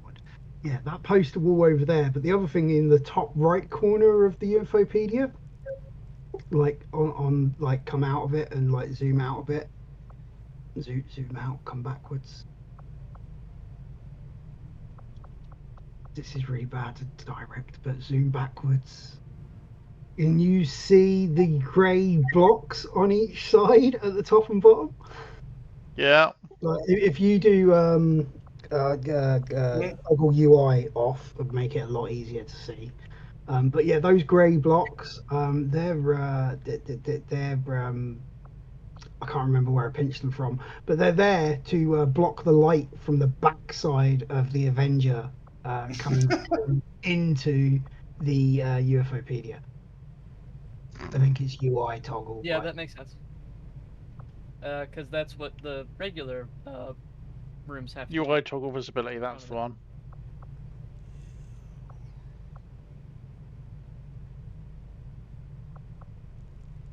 Yeah. Maybe for a so hypothetical future update. Those blocks that you can see that I hastily constructed, that was Rusty done map work. Look, proper official map work. Yeah. And just creating a block, I was like, I so much appreciate what Eclipse does with maps. For how Oh yeah, oh my god. Just a fucking block. If you want me to, I could make a cover thing for the front of that, and then you would just have to tell the camera not to render the front cover. I know. This probably sounds really selfish, but sorry, this is one of my favourite things you've done with the Europedia. It sounds really stupid, Breaker, but the Europedia is working. Like, so it's one of those kind of cases of it's working. Like, I'm not gonna fix it because it's already working. What you mean, like your local copy of Pixem that never got updated, never got uploaded because the existing version's working? Yes. The same as my local copy of the Proxian, like, you know, it's completely busted. Like, I am going to have to, at some point, download the workshop copy and copy all the files from the workshop copy back into my local copy. That's what I'm facing for cooking FCP1. I have to go into download the workshop version, get all that stuff, recuperate it, get it how it was. It's just, I can't be asked. It's just, yeah, I don't, yeah, I'm currently in a break. The thing with MCP1, the actual most difficult thing most annoying thing with FCP1 would be actually, wrong person to show it off with because she's not using FCP1. We have these chosen running around, lecturing us day and night. I know she's got some, but yeah, the is actually these. Your icons, because you would have to move them because they're in a UI subfolder, aren't they? The icons are in a UI subcategory. For FCP1, yes. Yeah, you would have to move them out because you can't cook because UI has to be in the root, not in a subcategory. Yeah, I know. No, but I would need to. In order to cook FCP1, I need to recreate the entire thing because the UPKs are terrible. They're like actually done in the worst way possible for cooking. Yeah. If I understand right, for cooking, the files necessary to make an item work have to be in the same place. So that means for every material instance, every master material, they would all have to be in every UPK, effectively, as far as I understand. The thing is, like, the moment you're in a cosmetic slot and you're like choosing, like, oh, do I want these legs or do I want these other legs? Each time that you're hovering over each one, the game is calling the UPK where the archetype for those legs reside. Yeah. The problem is if in that UPK you have, like I have, every single pair of legs, jackets, torsos, arms, and decos, that means you're loading the entire 1 gigabyte of the mod every time you hover over each thing. Yeah, Yeah. no, I understand that part. Yeah. So what I need to do is I need to grab each item and split it into its own separate UPK. and then discarding 99% of And that discard- yeah, exactly. right, to load just the glove. Yeah, it's like going on a trip, and instead of grabbing your bathroom stuff, taking out of your suitcase and putting it in the bathroom, every time you have to pick up the entire suitcase, put it on the bed, open it, find where you found the bathroom stuff, pull out your toothbrush, brush your teeth, and do the whole thing again over and over and over again, instead of Yeah. having the smaller What I'm just wondering for compartmentalized cooking in tasks. that regard. Um. is if- Yeah. Send me if I'm available. Send me. I volunteer. Bill, that is actually a very good question. How did each of us get into modding? Me, personally, I got into modding via CI. I got into modding via Covert Infiltration. I started as a tester for it. Suggested that its changes warranted a change to the force level progression, because it felt really fast compared to what you could do with CI, especially with like leveling the characters up. And Not So Lone Wolf and Zymonek, I haven't finished yet. And Oh, sorry, I thought you. and Not So Lone Wolf and Zymonek said, okay, that's good feedback. Why don't you make a mod to change so that will change that and see how it feels. I was like, I don't know how to, so Not So Lone Wolf and Zy talked me through ModBuddy quickly, and that's how delayed force increase was born, which to this day is still one of but not one of my most popular mods, and it's a simple config tweak. So that's how I got into it, and then at the time I was playing with Brief history of how you got into modding. There. I was gonna say, at the time I was playing with BK's A Better Barracks, and obviously it didn't touch. I was behind with the TLE version, which didn't touch Psy, but I liked what he'd done with Psy in the initial release of it, and that's how PEX-M came about. And working on version 2, and then obviously later version 3 is how I met Rusty. Yeah. And then it was a long load of mods from there onward. Yeah. I've always tinkered around with games, playing Command & Conquer, and using the Child's Play software to mess around with that. But for XCOM, I got into XCOM 2 modding, and I have the one singular person to thank for my XCOM 2 modding, and that is Advent Avenger. That the thing that we have to celebrate for Advent Avenger, weirdly enough, is his stubbornness to not update passive icons for War of the Chosen.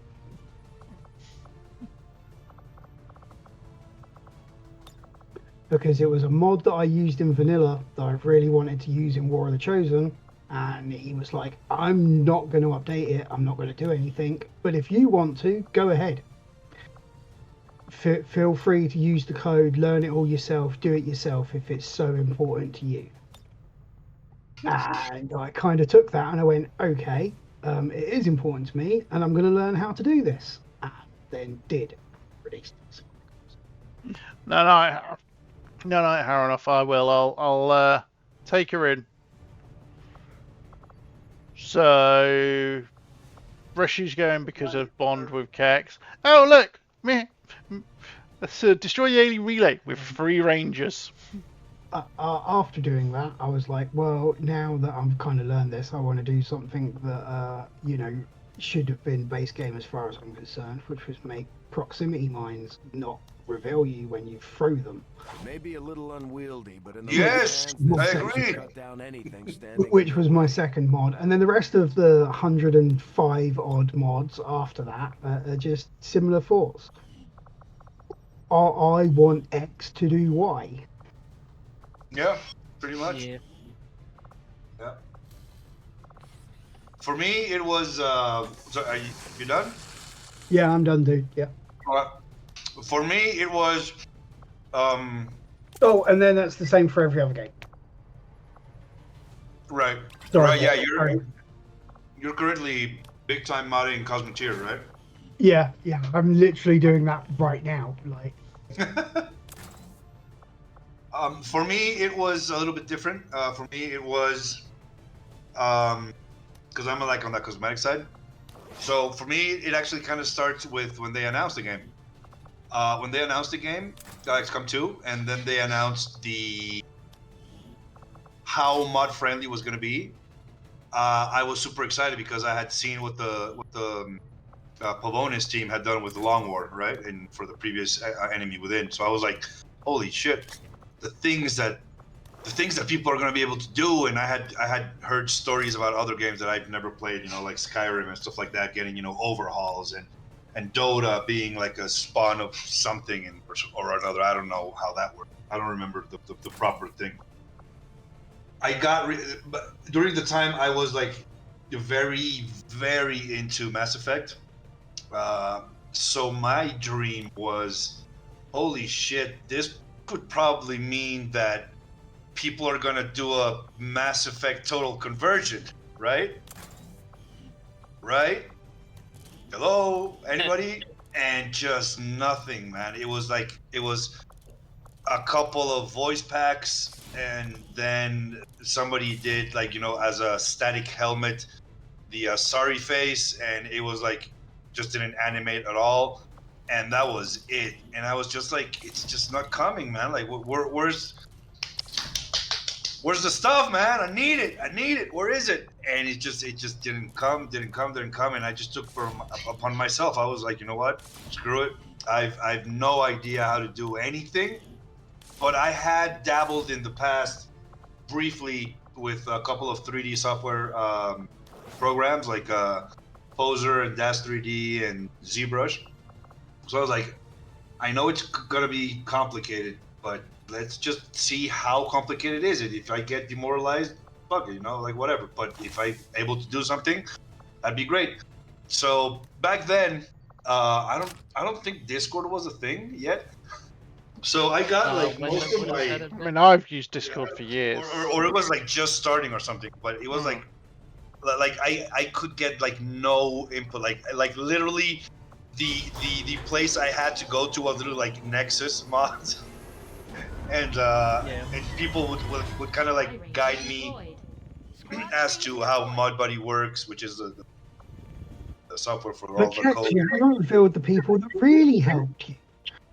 And yeah, and then I found this dude who was like basically taught me the entire flow, the workflow of getting a mesh from somewhere else and making it work for XCOM 2. And I was like, oh, I mean, we can do this. Let's give it a try.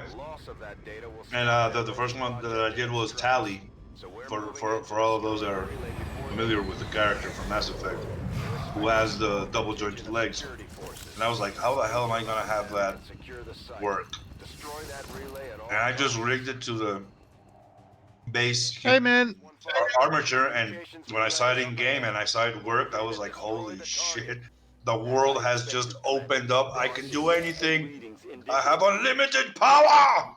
And I just got drunk with it, loved it, became addicted to it, didn't sleep, didn't eat, just so that I could mod more and more.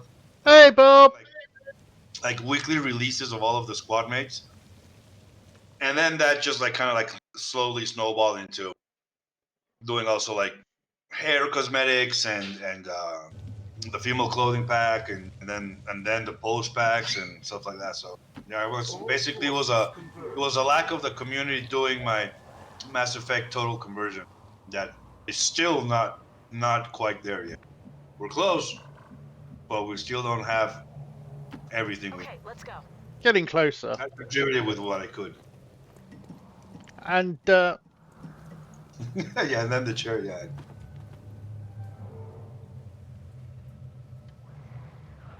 But Yeah, I mean, for me, how I started was back in about 2021, 2022. I mean, I had gotten into War of the Chosen, and then, because I like messing with various things, hardware, software, whatever the case may be. Um, and I think I had Hey, started hey, talking Evil with Bob. Callisto about something. Hmm? And he needed like an icon for something at one point or the other. I think it was for the Gunslinger, I want to say. I think that's the first thing you ever did for me. Yeah. Yeah. And so, I mean, that's kind of how I started, but at the same time, I was just kind of learning how shit worked. And so I started helping with Ooh, Vipers and Purifiers. a little bit of icons still, and then I got into. I didn't start with shaders and visual stuff first. I weirdly started with helping with the animation and scripting stuff, and slash cinematics. Yes, yes, Pine, I'm aware force level is 4. Yes. And so I helped with various mods like that, and then I started getting into how the game visually works, shaders wise. And then I've started kind of going from there, helping people with that for the most part. And then now kind of working on my own mods to post. Didn't you also help in the realization of PEXM new lab facility? Yes. I want to say I helped with the room for that. Yeah. You helped with actually getting the soldier pawns to work. Commander, From memory. And the cinematic port working as well. Yeah, the Combi Workshop Lab, like that entire thing, pretty much yours. The model. Mesh. Oh yeah, well I mean yeah, the level I put together for that, it's weird. Like it's not something I go to immediately, but yeah, I did put the level together, which was its own can of worms.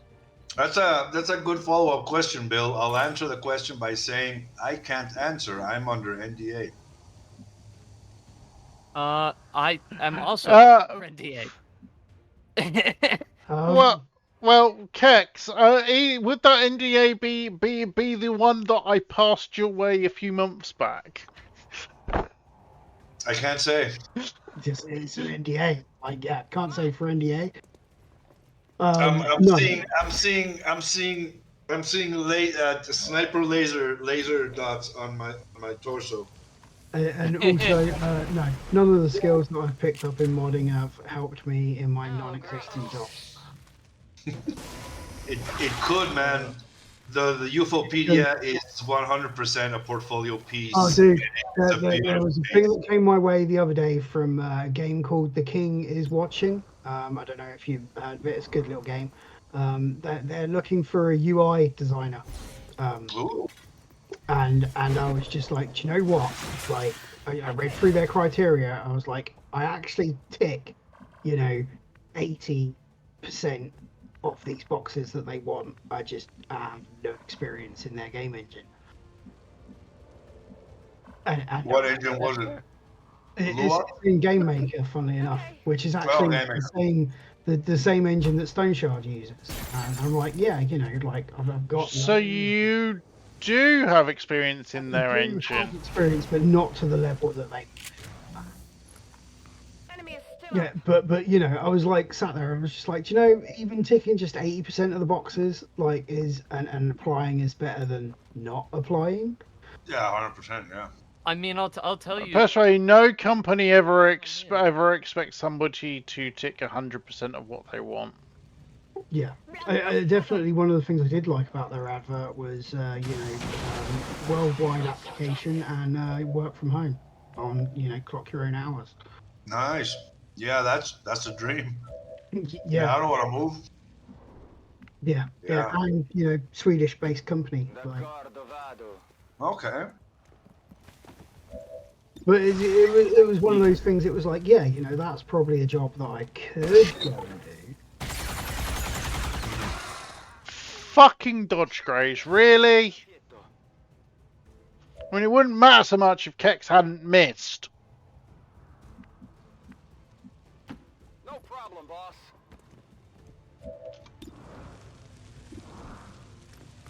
Yeah, Bill, I agree. 100% of the boxes is, they've already got someone. The weird thing is when a company advertises a job position like that, they're probably only doing it because they have to. It's a legal requirement to advertise a job. It may not be where they're from because you said they're Swedish. Good point. But normally, they've already got the person they want for the job hired, basically. Yeah. Going through the motions of we have a process that we need to, advertise this job. It's just like Hey, Tooms. Something that happens to me was kind of like, and I guess this is true for any job, any career. But like, there's like for me, I'm just as interested in games as I'm interested in the whole process of developing games. So I read a lot about the industry, obviously the horrible layoffs, Hey, Rusty Bot, and everything that happens, right? And every So you and me industry do is the like same that, thing. it's who you know, it's blah blah Yeah. blah. And there's the exceptions and the beautiful stories, of like, this person that didn't know anything, they got a job and now they're Superman or whatever. Like, yeah, it's lightning in a bottle. Not gonna happen too often. And that aspect of it, like, kind of has me hesitant in terms of like do I really want to pursue this 100% or not? And like the for most days, for the most part, like every fiber of my being is like, yes, this is what you want to do. But then there's always these little things that are like, I definitely feel why? that. So it's like, There's this definite thing that I found, like, I love tinkering with other people's code. I love making mods. I would hate to do this under pressure as a paid job. Yeah, that's also a good point. Yeah. Like, also, very thoroughly enjoy messing around with websites. And my brother is a full-on freelance website. From HTML code upwards, like everything he creates. And he's been doing it for years, like 30 odd years at this point. And occasionally, once in a while, he'll throw me something and be like, "I can't figure this out. Can you give us what would you do here? Do what? Little bits." Yeah. I'd hate to do that when there's a client on a telephone going, have you fixed my menu yet? And then 20 minutes later, have you fixed my menu yet? And then 20 minutes after that, have you fixed the menu yet? By the way, you're not getting paid unless you fix this menu by the end of the next 4 hours. And it's just like, I don't want that type of pressure. Like, Yeah, I agree with you. It's like, but here's the thing, or at least the catch-22, which is kind of like, at least this is the scenario that happens to me, which is like, from all of the horror stories that I read, and that they're published, the layoffs, the treatment, crunch, blah blah blah. That is mostly on AAA game. yeah. So then, obviously, the mind says, well, then the logical step for you is not to apply for AAA studios or AAA games, but work on something smaller. But then that's that part of my brain, which is like, yeah, but I want to work on something that everybody's gonna love, that it's make the news and headlines, and it's like, oh my god, he wrote the next God of War or whatever. So it's like, I think if I was like, ever I don't want, yeah, it's like, I don't want to work on a freaking mobile game to build portfolio, If I was ever going to step into the industry fully, like completely, I would not go for a AAA developer. I would pick an indie studio, someone small and good. What do you mean? What do you mean? Like the king is watching? Like the king is watching, yeah. Small indie team, or even someone that's high profile but not big, like Red Hook Studios. Working for Darkest Dungeon, doing Darkest Dungeon stuff.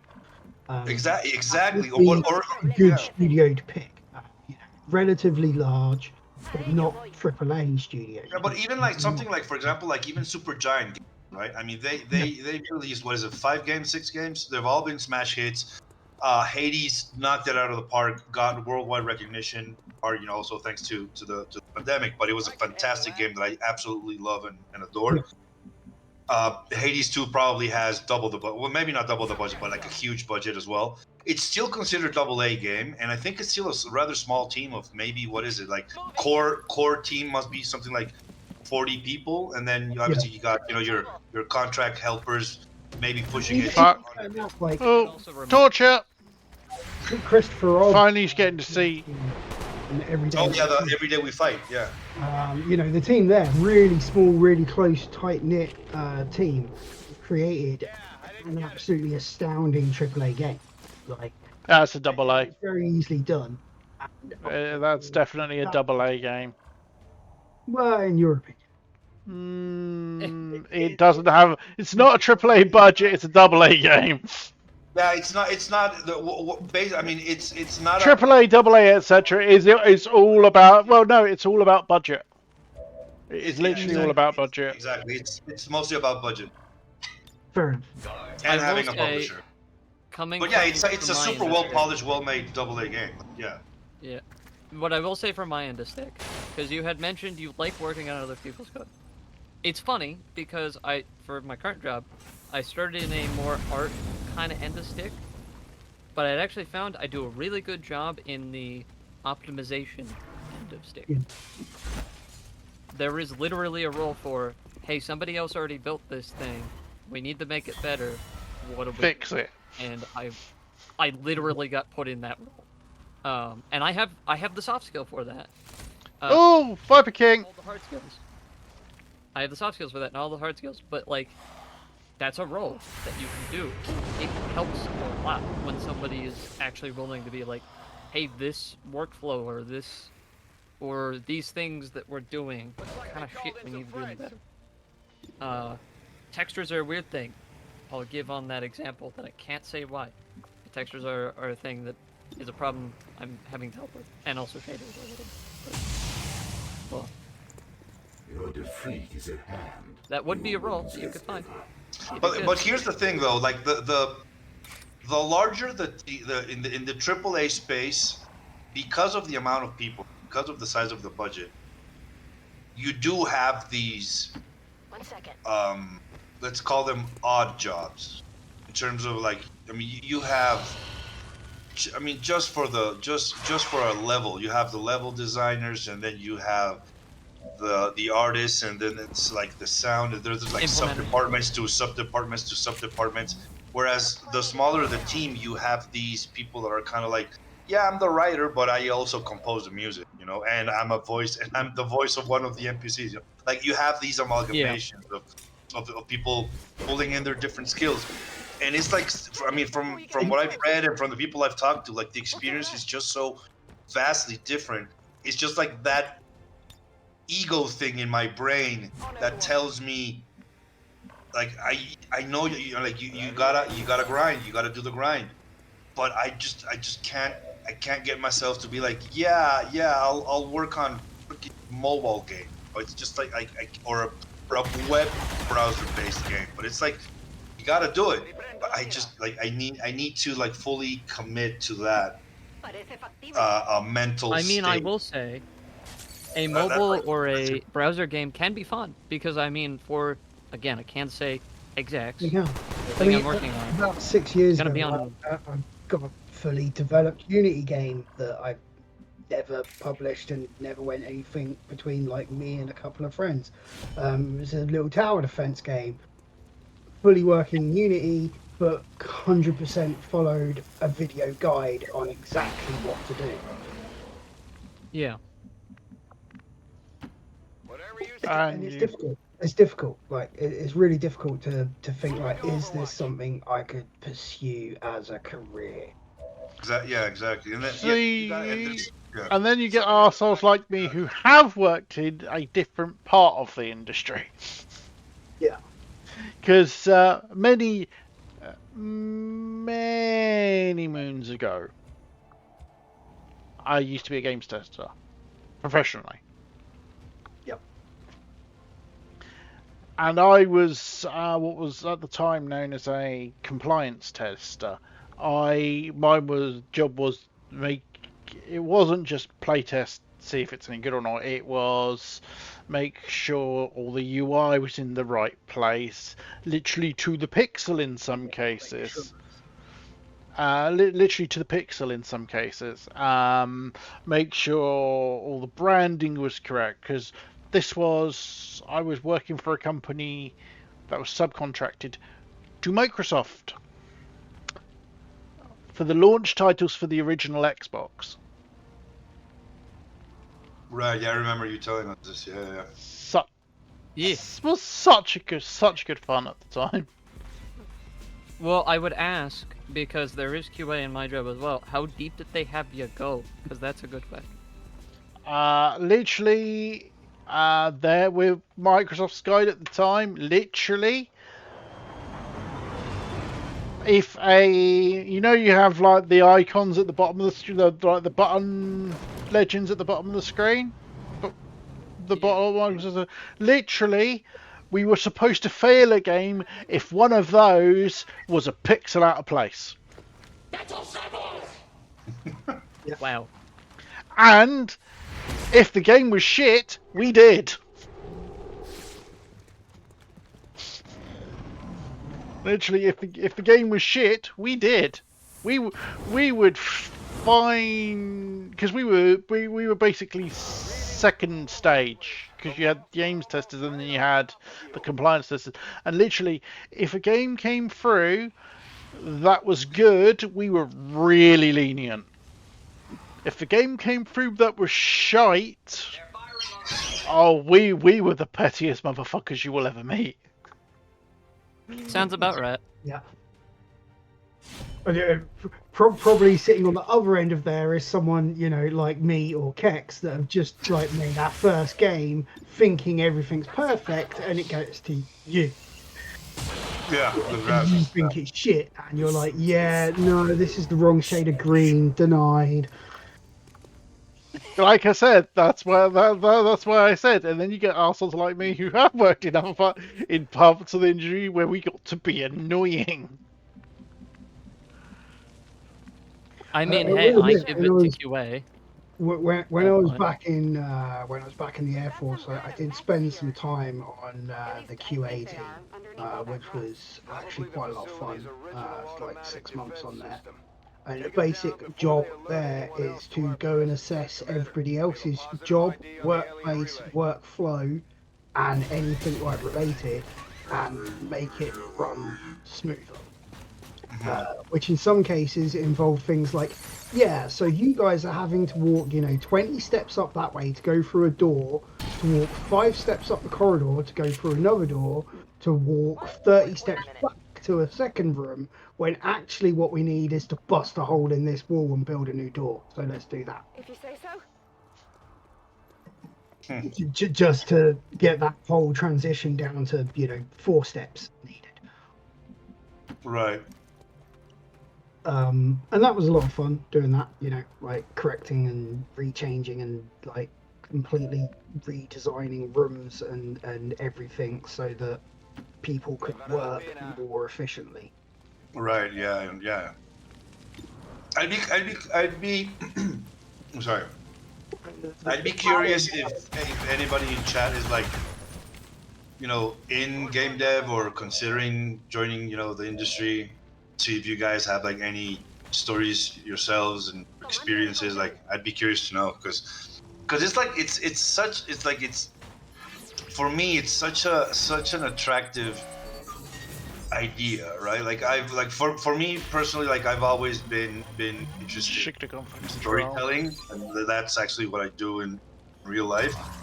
My and where I'm like standing right now is kind of like curious to see if I want to make that jump into telling stories now in for video games, and but there's so much. I don't know. I guess the not just the industry, but the world itself has so many things going on that it's easy to come up with excuses not to do a thing, right?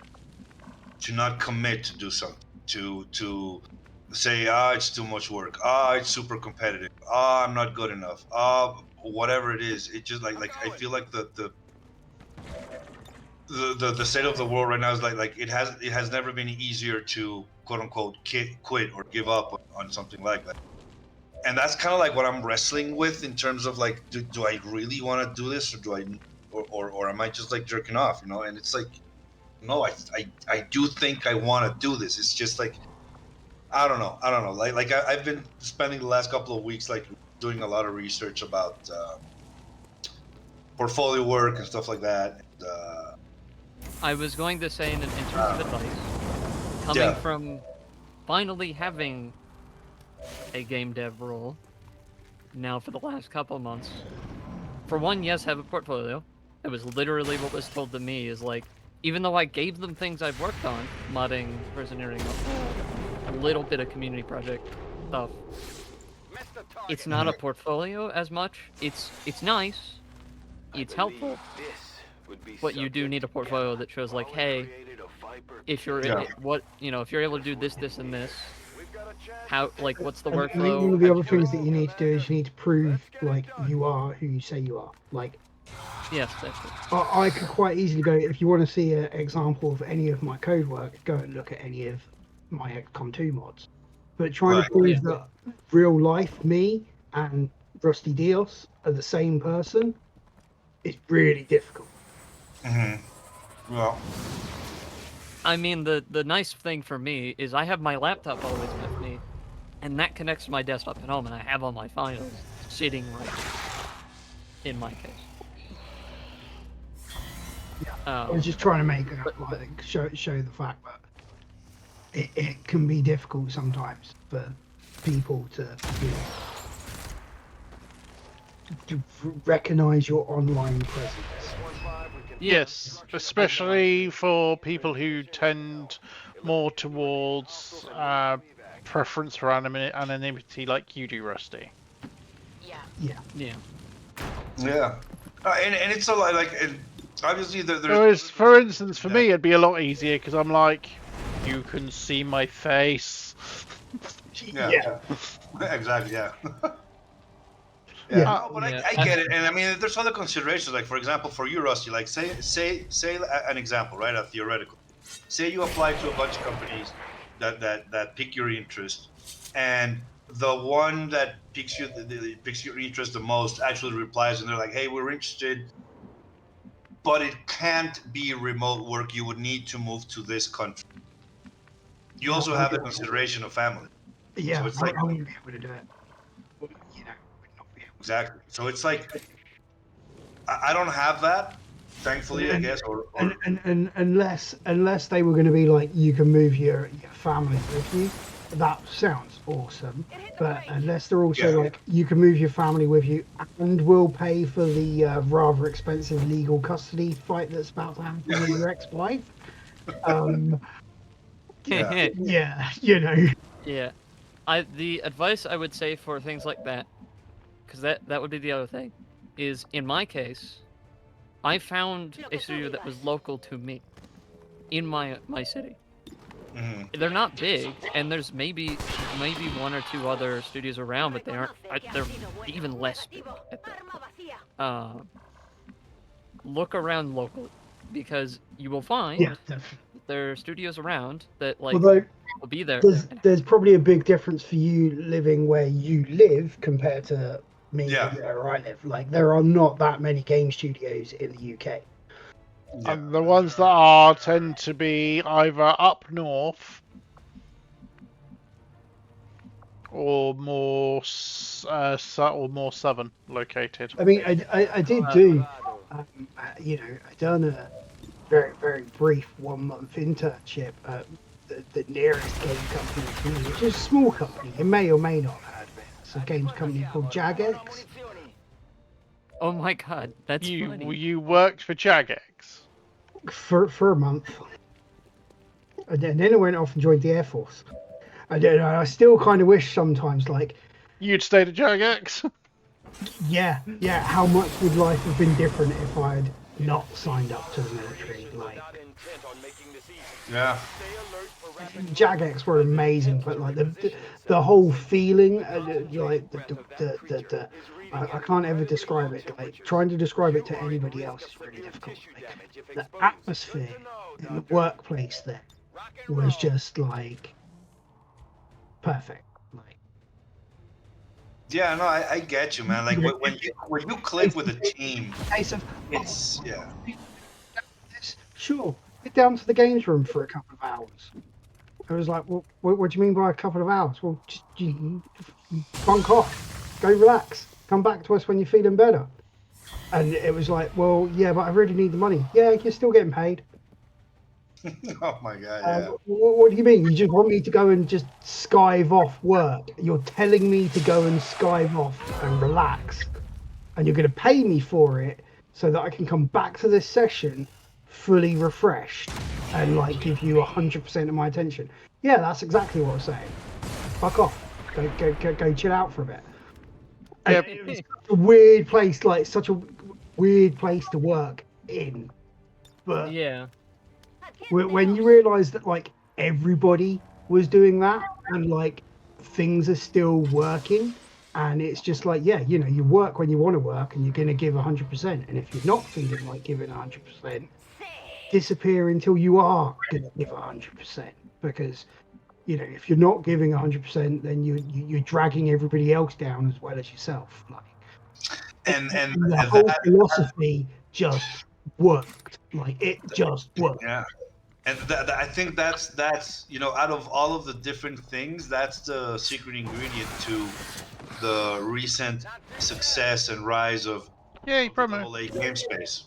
You know, it's like Yeah. this. I will there's, say I'm- there's this like care and attention to the quality of life that the employees have, right? So and it's obviously easier to get 20 people on board and agree on a design choice than it is having to go through HR 11 times and 4 different head committees so that 1,800 people finally agree. You know, it's like it's just Yeah.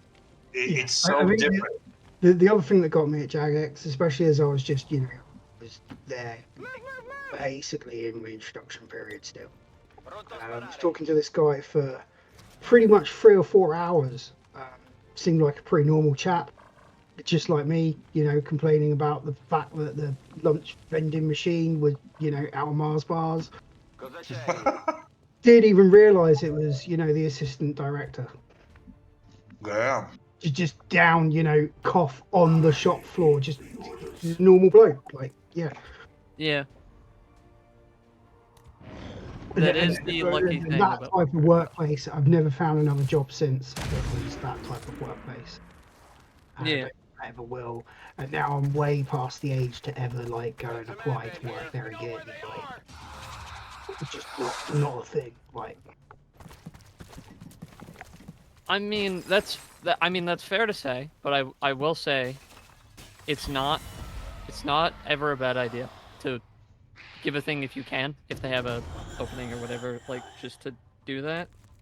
yeah, and it's definitely. I will say it's because like it was like my life choices at the time were to continue on the game dev thing, which I kind of wish I had done, or join the military, which was, you know, the other thing I always wanted to do.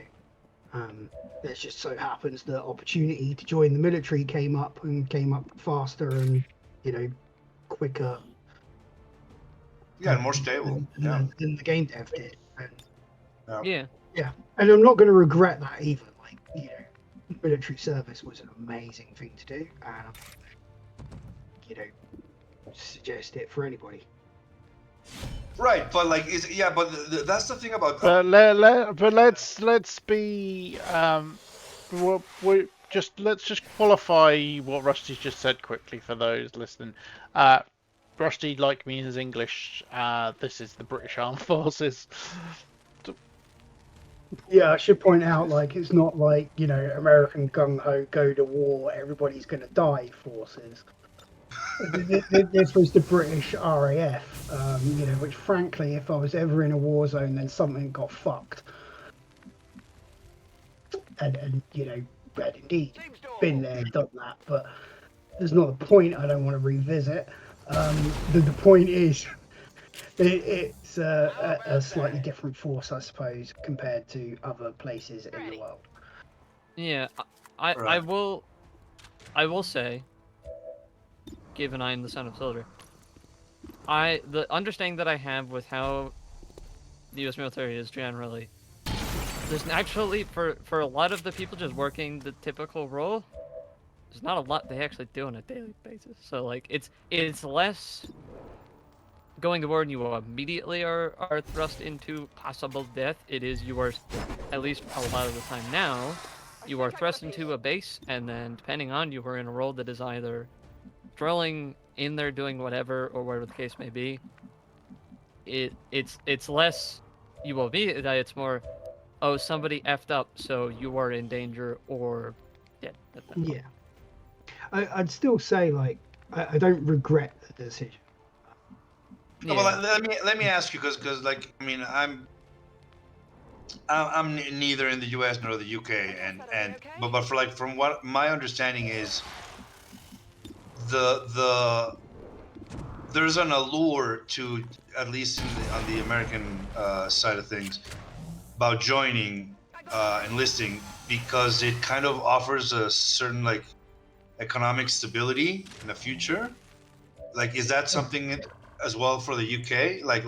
Or but like, because like for example, like here in Mexico, it's like, dude, like For I'm the, not for the UK, in the army it's here. definitely it's a well-paid, lifestyle decision choice. Yeah. You go and join the military, you know that pretty much you're going to be housed, fed, clothed. It may only be in Yeah. uniform at the time for clothing, but you are going to be clothed. You're always going to have a place to live. You're always going to have at least a basic needs income. And if it comes down to it, the mess, like you can go and get food in the food court. Like, Right. Yeah. it's a very stable platform of life. Yeah, because I read up on like a lot of people that Not sure it's just found join out the army and the navy and stuff like that. It's just like people, like low income, and it just like offers us a level of stability that's attractive. Or It's they kind of funny that there's only the only other place in the UK that offers a solid roof over your head, 3 square meals a day, and guarantee of clothing and income. prison. It's prison. Yeah, it's the only other Yeah. place. And it Yeah. still makes me laugh the fact that the hate blocks at cultural, which people were living in, RAF serving people were living in as their permanent places of address. When that got shut down, they were going to turn all of those barracks into a prison, basically. They were going to build a load of walls in between the barrack buildings and turn it into an enclosed prison. And some surveyors went in there and labelled the fact that the rooms, which, bear in mind, up to a month earlier, had been occupied by people as their full permanent address. The rooms got deemed unfit for human prison standards. I mean, the fact that As serving military personnel, bear in mind these are the same H block designs that are used across all three forces on every single base, that people are still living in as their permanent, halls of address. Yeah. You got deemed unfit for prisoner occupation, like unfit for human occupation. Jesus. Which still makes me laugh. Yeah, I mean, the irony is not lost upon it, but I mean, it's just like I obviously, like, I get it. I get why a lot of people join for those reasons.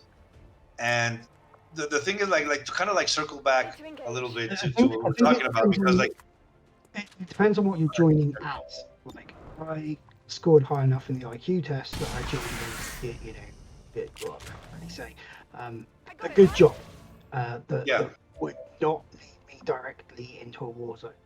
But if you were joining as, say, a army ground force gunner, then you're expecting your life expectancy to be cut short. Right. So depending what you want to do in the military, I say is a big factor about joining the military not.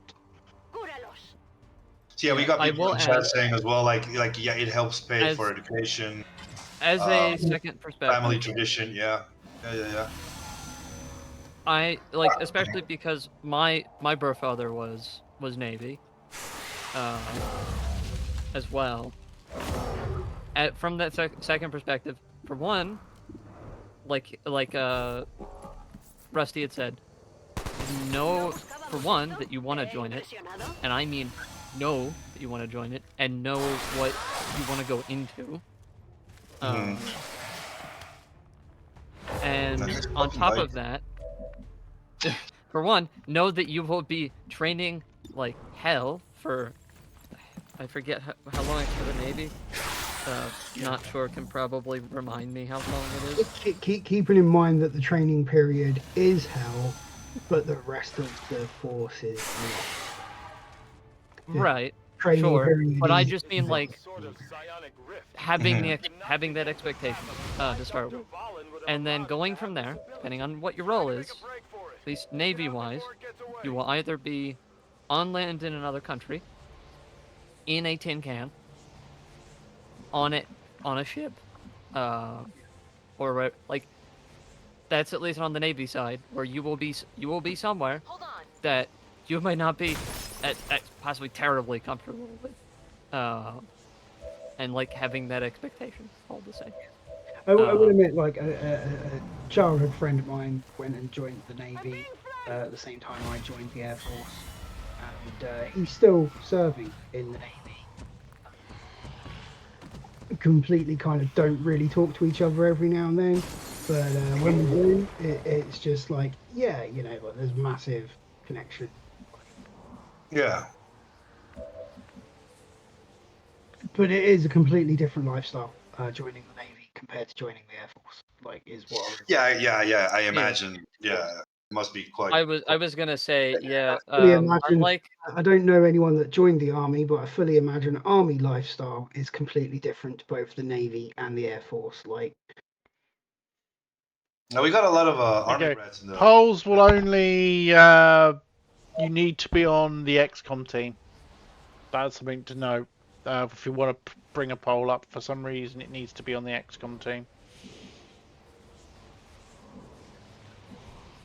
Wait, what are you? What is this? Squad's getting. Oh, this is the integration, right? Yeah. Yeah. Yeah, I will say, because like Air Force, they could get sent to whichever country or stay on a base here in the U.S. And just kind of sit back. And I both joke and am serious in some of them. But Wait, Navy. sorry to interrupt, but did you block? Yep. block the Vikings escape by standing on the tile of the gate. I thought that it was the 4 tiles, not 1 tile. No, it's the one. It's one. Yeah, that's interesting. Okay, that's pretty cool. Sorry, Breaker. Yeah, go ahead. But yeah, compared, say, the Navy side, you might, because my grandfather, for example, he was in Japan for 4 months, which was not much of a thing to deal with as far as my understanding went.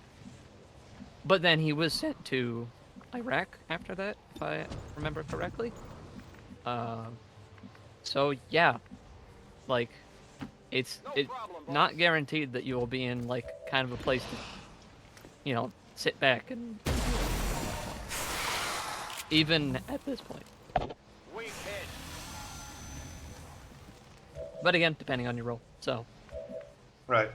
I mean, we got into this entire discussion because, like, Rusty was telling us how, at a point in his life, he was like looking at 2 very different career paths, right? Yeah. So, but one thing that you said, Rusty, like kind of like made me think. You said something along the lines of, "You don't have the age for it now." Yeah. Which I would kind of disagree. I mean, I get the mentality for most companies is get the young rookie with the energy and whatever. But I don't know, like for game dev, I think it's one of those like weird industries that's kind of like the outlier or outlier, however you pronounce that, in terms of the like you don't like Yeah. we're not joining the There's a sport. there's a middle age gap, I think. It's But higher like what I young mean is like and higher old. there's no physical part, like unless you're doing mocap, there's no physicality to what you need to do. I mean, you can be 20 or you can be 60. Whether you know how to code in Lua or C++ doesn't really make much of a difference in theory on paper. I mean, if you know how to use a program, you know how to use a program.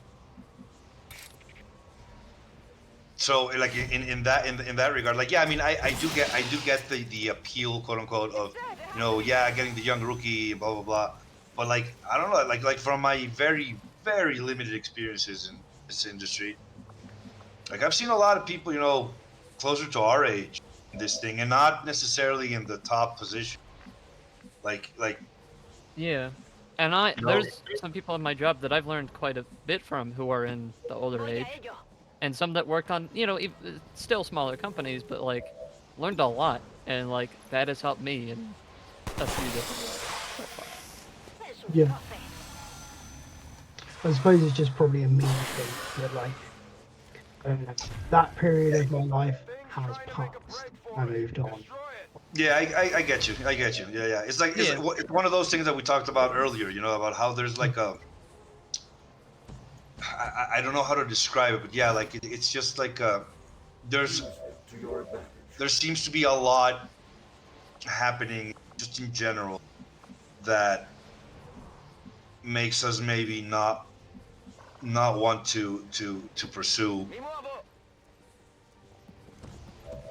this like thing. my mentality has changed from to do this as a full-time thing, like this being coding and game dev, to enjoying it as the hobby it is. And I think I've said this before, like I enjoy doing what I'm doing right now.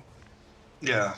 If I was pushed into doing it every day by like an actual job, yeah, you lose. Would you still enjoy it in the same way? Yeah, I agree with that. Unfortunately, is no, I don't think I would. But even just sat here in the last like 2 hours, that I would normally probably have fixed this bug by now. I wrote six entire letters in between my last playtest and the one that I'm planning on doing and haven't actually started yet. In the last 2.5 hours or so. If this was a paid job, like I would. Yeah, you couldn't do this. Yeah, you couldn't. But you also wouldn't have the same degree of distraction. Fair. Yeah, because like when you have responsibilities, like your brain kind of adjusts. I mean, obviously, I know not for everybody, but like generally speaking, brain kind of adjusts. Like for example, today, like I was okay, so so I got home back from running a couple of errands, and I checked my Discord and I see that all you guys are in voice chat. So I'm like, yeah, I'll jump in because I know that I don't really have any, like quote unquote, on the professional side, any responsibilities towards that. Whereas if I was like, I know that I need to turn in something by the end of the month, right? There's a part of my brain that would probably go like, yeah, you can go chat with your friends for a couple hours. You need to turn this at the end of the month. You got 6 days still. But another part of my brain would be like, dude, stop slacking off, man. I know they're online. Catch them on another day. And I would get to working. No, so it's like it varies from person to person, obviously, and I guess that's the people that have that both willpower and discipline. My respects to you, because I unfortunately do not have either, and that's also part of like what scares me about like joining the work the industry, because it's like fuck. I do want to say, Kex, before you go too far. In terms of that, there's a reason that I mentioned finding a local place. Because, for example, I have an office that I go to and then leave. So, like, as soon as I leave, I don't have to think about whatever I was working on when I'm there. So I get to leave and go home and then do what I want at that point. Whether it is that separation of that's definitely a point in favor of office work. versus the argument, of people working from home, is that And like you do need a certain level of discipline in order Yeah. to avoid having those two blend together. So and then you're just like after a couple of months, maybe you're not even going to meetings now, or you're in your PJ. Right. Like I will say I do have because we use Slack for our stuff at work. I have that on my phone, and I will check that like in the morning when I'm getting to work. But like past that point, I won't. Mostly down to the fact that like, hey, my brain is not in the place to think about that right now for the most part. Right. And so yeah, that's why I say find a local place, because then you will have. Yeah, but that's the thing though. The one of the many things that makes the video game industry so unique is that unlike many other professions, it's not something that's in every country. Like every country needs doctors, cooks, sweepers, cleaners, programmers, CEOs, actors, whatever. It's like the video game industry is very localized to a very few countries. And I'm not saying that the magic of work remotely has allowed for people from other countries to be able to do stuff like that. But like for example, here in Mexico, there's not a single game developer, not a single one. So it's not like I can just sign up to one. Like no, it just isn't. There's people passionate about video games here, and we have like a big fighting game community scene. But it's all on the player end, it's not on the developer. Right. I do want to say in that case, because in my job, for example, we have many people who are artists who work in the Philippines. I will say in that case, if you do work for something that is remote, then create that separation. That will keep you a lot healthier mentally in that regard. So that way, like, you have a space that you're working on that with, this is the other space. Or on that I agree 100%. Yeah, I agree 100%. Yeah, like move either, if you can only have one desk and that's what you got, then in some way shift it so that way you feel like, hey, this is now a different thing I am doing. So that's what I would say, is make sure you have that kind of figured out before you start going into that job, because you will otherwise cycle yourself through the same space over and over again. That's gonna hurt. Oh no, I agree. And like for example, there's a lot of people that like do their work, with a laptop. Yeah. And like whenever they're working, they'll be like, I'm going to the living room, sitting on the dining table, setting it all up, whatever. And when they're done, they're like, all right, I'll just grab my laptop and sit in my bed in my bedroom, or turn on the TV, whatever. Like they make an effort to be in, even if you're within your own apartment, try to be in geographically two different spaces, so that it helps that mental state of, when I'm here I do this, when I'm there I do that.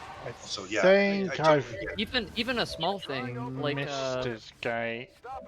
Like if your office has like a light that you can change the color of, little things like that. 4 HP. This has to land, Kex. I got you. No, you don't. Damn it! He escaped with 4 HP. Oh. She failed. She failed the entire team. She's a disgrace. If Fire her only ass. we had waited a moment, because you could have given an extra action, and we might have had an extra possibility. Status confirmed. Mission accomplished. She deserves to be exposed and humiliated in front of, and made an example of in front of the entire XCOM movement. Operation Chaotic Beast, and it very much was. But at least we know Viper King's dead the next time it turns up. Oh yeah. Oh yeah. That's 357 for not. So the Kex can have 667. Yeah, Rusty. Yeah, that would have been a good one. Oh man. Nobody died, Pine. That was the point. Oh yeah, no, who died? It was the meme bot. Yeah. Yeah. But I mean, I will say on a good note, for people that are wanting to learn but don't have a place to start or don't know where to start, I started with modding at this point, and then went into reverse engineering, and then helped like with a community project or two. On top of that, easiest way to start is like, you already have a thing that you can mess with. Go mess with the thing. Learn how it kind of works and the 552 general flow for of things. 642 for Medusa. So joint most kills. Nice. That counts, man. Tied for first place. Well, it would have been most kills if she'd have actually killed it. Yeah, and that's why she needs to be made an example out of in front of every XCOM member, in front of every Resistance member, to be publicly humiliated and executed. So that anybody else that wants to join the Resistance knows they can't fuck this up.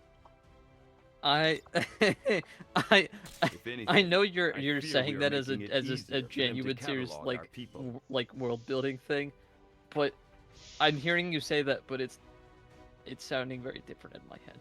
Unfortunately. I would like to assure the citizens of We only lost a meme bot. will stop at nothing to prevent further It doesn't attacks help by that if you criminal notice the amount That's of a good hits point, that Zofana. given- Yeah. That is very much a good point, Zolfana.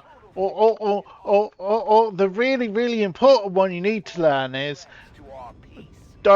don't use ChatGPT to do your code for you for your first mod. Or for Also, any don't other pay aspect Wallet of for your the life. love of. And whatever you do, don't paywall the boobies We've seen the last of Valen's little for your first mod. Best stay on our toes. It could show up Yeah, again at any I time. me and who was it? Brain can't think. S-Dark were talking about that because I guess Dark was asking Fancy about that whole thing, and yeah, I feel bad. I just feel bad with all that. Feel bad. Like the conversations we've had here about AI, it's just. Well, it's, I mean, a I mean, particular yeah, not thing to get into it that again Fancy- because Jesus Christ, but. Well, also, ChatGPT Yeah. doesn't understand what UScript is. It will not know what UScript is. You will not have any way to get that thing to understand it. I mean, it's just like it boils down to if you're getting into modding, just like with any other capacity or thing in life, it's just you don't even need to say it out loud. Just be true to yourself. Why am I doing this? Do I want to make a mod so that the people will love me and thus I feel some sort of validation? I can understand that. It's not a nice sentiment, but it's a human one, and I can definitely understand I mean, that. here's the thing. You can have, But- you can do but, that like, in AP rounds, a good way. yay. Yeah, so it's like if the result is what you're craving, I can understand using ChatGPT because you don't actually care about learning the entire process. But if you're looking for something else, or in addition to, then you are going to be like, you know what? I mean, like for example, well, for me, I mean, when I started, there wasn't, there wasn't the AI that we're quote unquote facing now the last couple of years. But Yeah. like for me, it was like no, it was always has always been kind of like a passion, not to the level of trying to pursue a career in, but a Yeah. passion of learning, 3D modeling. Like I've always loved, all this kind of like character design and stuff. So when I was like, yeah, okay, I'll port some Mass Effect stuff. Like there was a genuine interest in learning how this software works. Whereas instead of, I could have just gone, hey, ChatGPT, fucking port, Leon Kennedy to XCOM 2, boom, don't do a thing. And then it's all badly done or whatever, because I'm only looking for somebody to be like, hey, it's Leon! ChatGPT wouldn't understand this code language that was used in one version of this engine, and none else passed it. So it wouldn't even understand it anyway. Which that's my question. How is said person, which I won't name because I'm being Avenger respectful. plotting new course. How are they getting that thing to understand what's code wise? Because like it shouldn't be able to. So I think that's kind of the point. I'm assuming it told her, like, hey, I want my mod to do this, and the game uses what is it? C++? C? I don't know. What, Uscript. That's why I keep saying Uscript. Uscript, because it's using that language, which, mind you, there's probably not a lot of information on that. Like, there's the stuff that like the UDK site and probably some forum posts and things like that, but like UE3 wasn't as open of an engine Commander, the aliens continue to comparatively make progress on the as Avatar UE4 and UE5 project. are. So like, If we're going to slow them down, I don't think we'll it would need to know move enough fast. information or be able to find enough information to do it as good. I don't know. I mean, Yeah, I it's don't, based on C++ 30. don't really. I have never tried AI. Like I don't even know. I mean, I'm assuming it's Well, ChatGPT.com and ask it questions. I mean, I don't even know how it works. But I mean, we say AI, but what it is effectively, for the most part, is it's finding information, much like Google does in and of its own self, as a search engine, and then it will compile, instead of you having to click the link and go and look at the information to it yourself, it's compiling that information and then formatting it in a way that fits your Some of our question, people are a and it is little finding worse the for best wear after result that last covert to action, give but if you. we give them So time it's to rest, really they'll be not fine. an AI in what most people think of that. It is a search engine with a Tailored search engine. result. The- Tailored search engine. Large language model. Yeah. That's what it is, isn't it? ChatGPT technically is known as a large language model. What gets me is somebody's released a large language model mod for XCOM, and I'm like, What is that doing? why? Yeah, I have Yay! beef for. Yeah, no, my immediate reaction is what are you trying to get it to do? Hang on, did Yeah. I? Oh, for fuck's sake, I didn't need to build the second. You can tell I was not paying full attention. If you're, I mean, I probably want to anyway, but no. Yeah. you want? Oh, all right. Yeah, you're playing a different. Well, I haven't got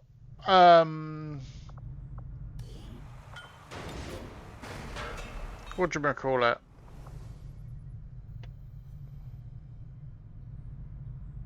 I've got no Scilab, and I've got no Scilab.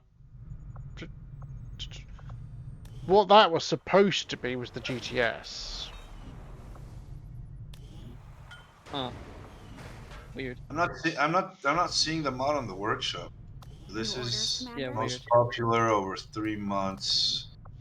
Maybe let's just go In to terms of- most recent. In terms of talking about XCOM modding, if you're wanting to join and make mods for the XCOM community, this is the one thing. We don't have any capacity to Understand the golden which rules of means the we can't community first. expand our I call it facilities the golden further. rules because XCOM has the golden path, as per the reference. Commander, you should establish contact with And the so that local way, resistance network when you as soon join, as possible. you should The have a aliens are relatively undoubtedly fun moving and forward relatively with good their time plans. modding in the community at that point. New discoveries, Commander. That helps a lot, and especially because like people then will enjoy, if they work with you, you know, doing mod stuff. So understand those first, and then continue forward.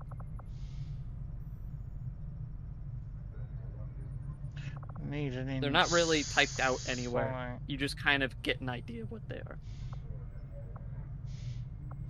are. Golden rule number 1: don't piss the other modders off by stealing their shit. Yeah, don't do that at all. Or if you're going to do that, don't do it and then lie about not having stolen it, and then continue to lie about not having stolen it when presented with all the evidence that shows that you quite clearly 100%ly stole it, Kado. When it comes to protecting your primary facility. Or the true number 1 rule of modding is if you are going to publish a mod, be sure to thank Zipsilon because he invented modding. Yeah, because he had the idea before you, so claims the rights to it. Exactly. He invented the concept of modding. So you gotta do that. But coming off that joke, that would be another rule is make sure you credit the people that have worked on the Avenger mod. plotting new course. Make sure you credit the people that have not just worked on the mod, but have inspired the mod, have given you advice on how to do the mod, have slapped you for doing stupid shit and corrected it for you. Yeah. Let me put it this way: if you look at my workshop, you will see something very, very significant. It's called my contributor. The very few of my mods don't have somebody else credited. Yeah. And most of them who have an additional at least one additional contributor, and most of the time that's Rusty. Yeah. Hell, you even add to the contributions people that didn't work on the mod, like me on meme bots. You contributed a name, Kex. Technically, no, you have it, Kex, because every single one who is a contributor or self-flagged as a contributor on that mod is one of the management team of the meme Discord, and you contribute to being the part of the management team of the meme Discord. That's how you contributed. That is very true. That is 100% true. Like I said, the whole point of that mod is it is a love letter to the management of the meme Discord. That is entirely what it's for. Now, where's my meme bot? I'm kidding. You're not a member of the management of the meme Discord. If I ever did one for my personal Discord, you'd get one. That's fair. That's fair. Ooh! Oh, look who I'm going to go and rescue. I need another engineer. But yeah, I mean that would be another rule. I mean Isn't the that only one of other rule I Rusty's? can really think Yeah, Ariel was one of Rusty's. It's like a major one.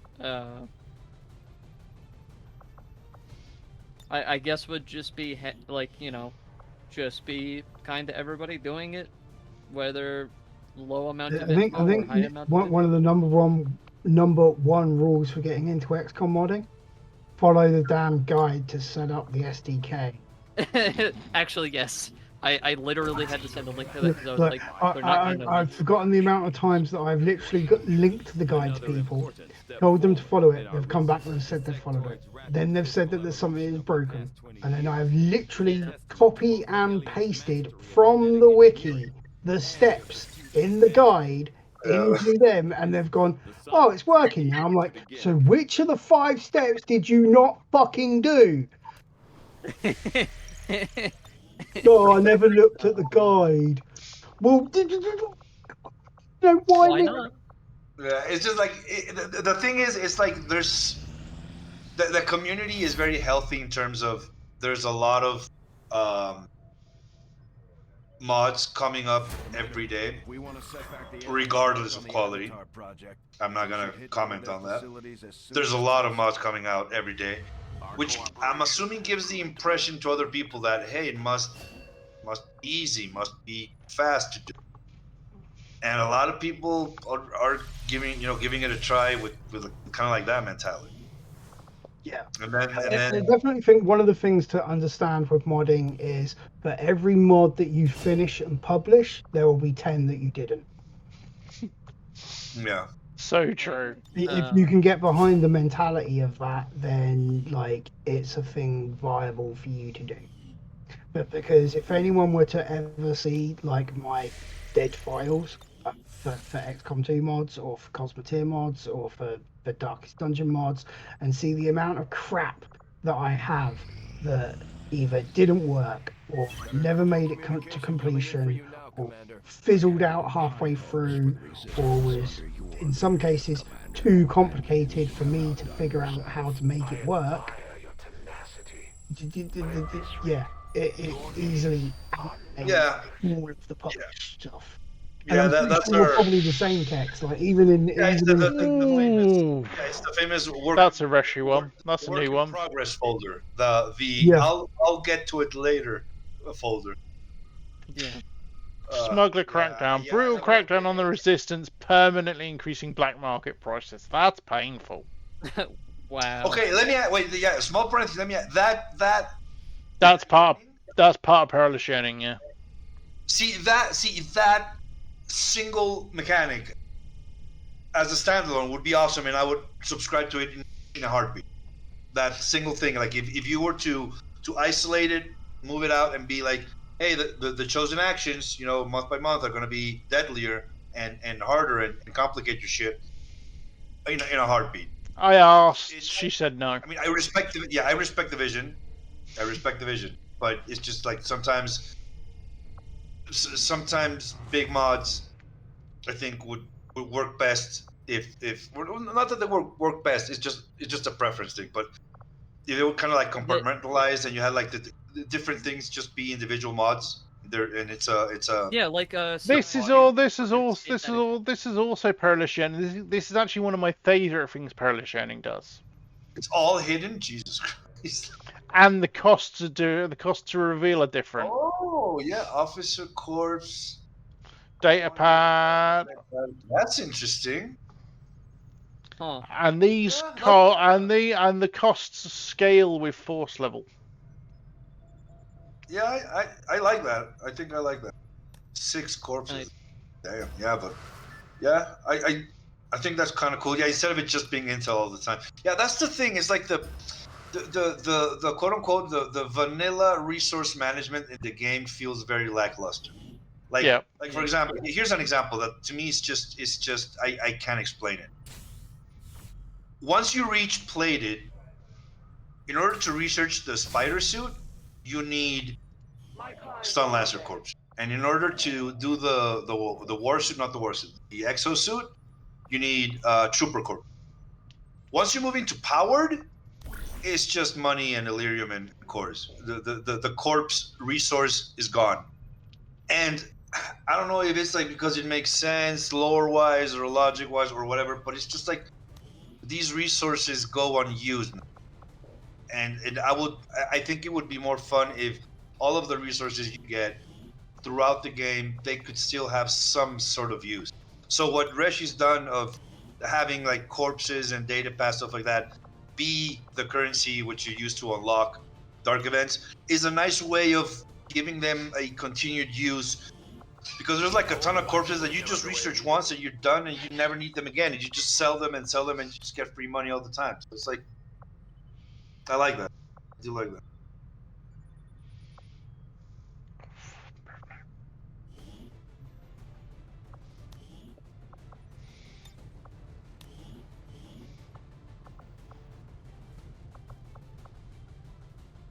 And the misses. And Badger.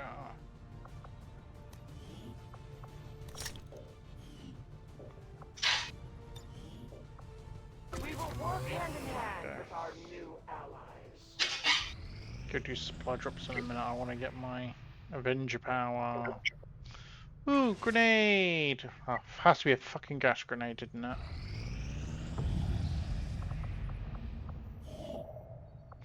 I know I have a supply drop available. Yeah, see that's using the corpses. It's too steep a price. Like for example, I really like that the Rift Keeper. You need a Rift Keeper corpse in order to build a Rift Beacon, but because the beacon is like such a game, it's such a leg up, right? It's such an OP thing. So it's like I like that it requires a corpse. But if it's gonna be like a, I don't know, like for a weapon that you get to bring, every mission. I don't know. You know, I'm actually going to spend that for the trooper corpses because I think I'm a little bit well. See how sure I am on trooper corpses. Oh, I've got 19. Okay, I've got more than I thought I did. You don't need that many stone lashes either. You just need well, I've got a single build going. I'm running thingy, so I've got a single build going. Do I have? I haven't done the autopsy yet. So. Oh, I didn't know that about. Okay. Yeah. That. Okay. I guess. Yeah. That's. Well, yeah. That's like no. I was gonna say yeah. That makes it better. No, that makes it worse. Yeah. Because if you need more corpses and corpses aren't as available, then yeah, it's like. Oh, but that's also vanilla. Yeah, that's vanilla R1. Yeah. Vanilla, if the mission is an evac mission, you don't get those corpses. Is it just like more evac styled missions in Long War? 'Cause I've never played Long War, so I don't know. I'm asking. Ooh, never pick your poison. Power free faith. Free psionic abilities become free actions. No. No, no, no, no, no, no, no, no. Fuck that. That was horrible. That was horrible. Ice protocols. Codices gain the ability to fire on soldiers that miss their attacks up to twice per turn. Fuck that. Close quarters combat. Mutants gain large bonus to their chances of dodging and a massive bonus to counterattack and melee attacks. I mean, none of those. Says the codex will shoot back at missed shots, so just don't miss.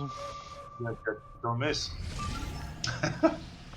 17 hours. Gather survivors from abandoned city. Delay dark event. This is CI. This is covert infiltration. The superior. So yeah, it's a third different option. Not vanilla, not long one. Yeah, it's the alternative strategy overhaul. It's the alternative right strategy. Now, the vast majority of people playing XCOM are either playing Long War or CI. Yeah. The vast majority. There's outliers like people are playing, War of Glass. There's morons like me that are still playing vanilla. Yeah, there's outliers, but the vast majority of players are either Long War or covert. And that is largely dependent on which content creators they are following. Yeah, that's also a good point. Yeah. Is this one better? It's gonna be a tasting. Like you're gonna have to get to be honest, and not like wear any flags for either or. You're gonna have to play a full campaign of each to get a feel for what kind of stuff you're enjoying.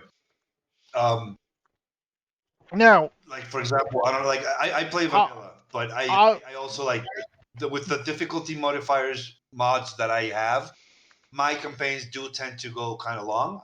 And but what I mean by kind of long is I'll probably finish a campaign more than in game 1 year time. So past March of 2036. So I do like that. So for example, maybe a Long War campaign could be up my alley. But then Long War does a lot of different things for like missions and other stuff that I'm not completely aware of. You're honestly gonna have to like give it a try. CI does a lot of interesting stuff too. CI, I will nail my colours to the mast. I'm not a fan of Long War of the Chosen because a lot of the extra stuff it adds, which is good, isn't my cup of tea. There's a lot of busy work which I don't enjoy. It's like stuff like the Haven management. I'm like, I really don't care. Even when I played Long War 2 back before all the Chosen came out, I just didn't care. And so my Long War 2 games were never optimal because I didn't engage with some of its mechanics. With CI, it's modular. You don't have to take all of it. For instance, I'm currently not running the Living Space mod, which is one of the sub mods, which is part of the Covert Infiltration suite, which is limits to your crew size. If I was doing a normal CI game, I would run that. But because I'm streaming it and do it with, community recruitment and stuff, I don't run that because it doesn't work as well in a streaming environment. For something like, say, a YouTuber playthrough, like for instance Christopher Rod, because like I said, 3 of us here are his producers, it works absolutely fine, and it's a good way of focusing a campaign a bit more, and also it adds a bit of difficulty managing your roster. But Yeah. like I said, it doesn't work for me. It doesn't work for a streaming environment so much. Stuff like then you've got Prototype Armory, which is the single build for section for CI. I'm using it this time. Last campaign I didn't. Sometime it has its strengths and weaknesses. Sometimes I'll run it, sometimes I won't. And so I like the modularity of it. I also have the fact that I have a design credit for CI. It was my entry into modding. I started as a tester for CI. That's how I got into modding. So I have an emotional attachment to it as well. I wouldn't be where I am today without it.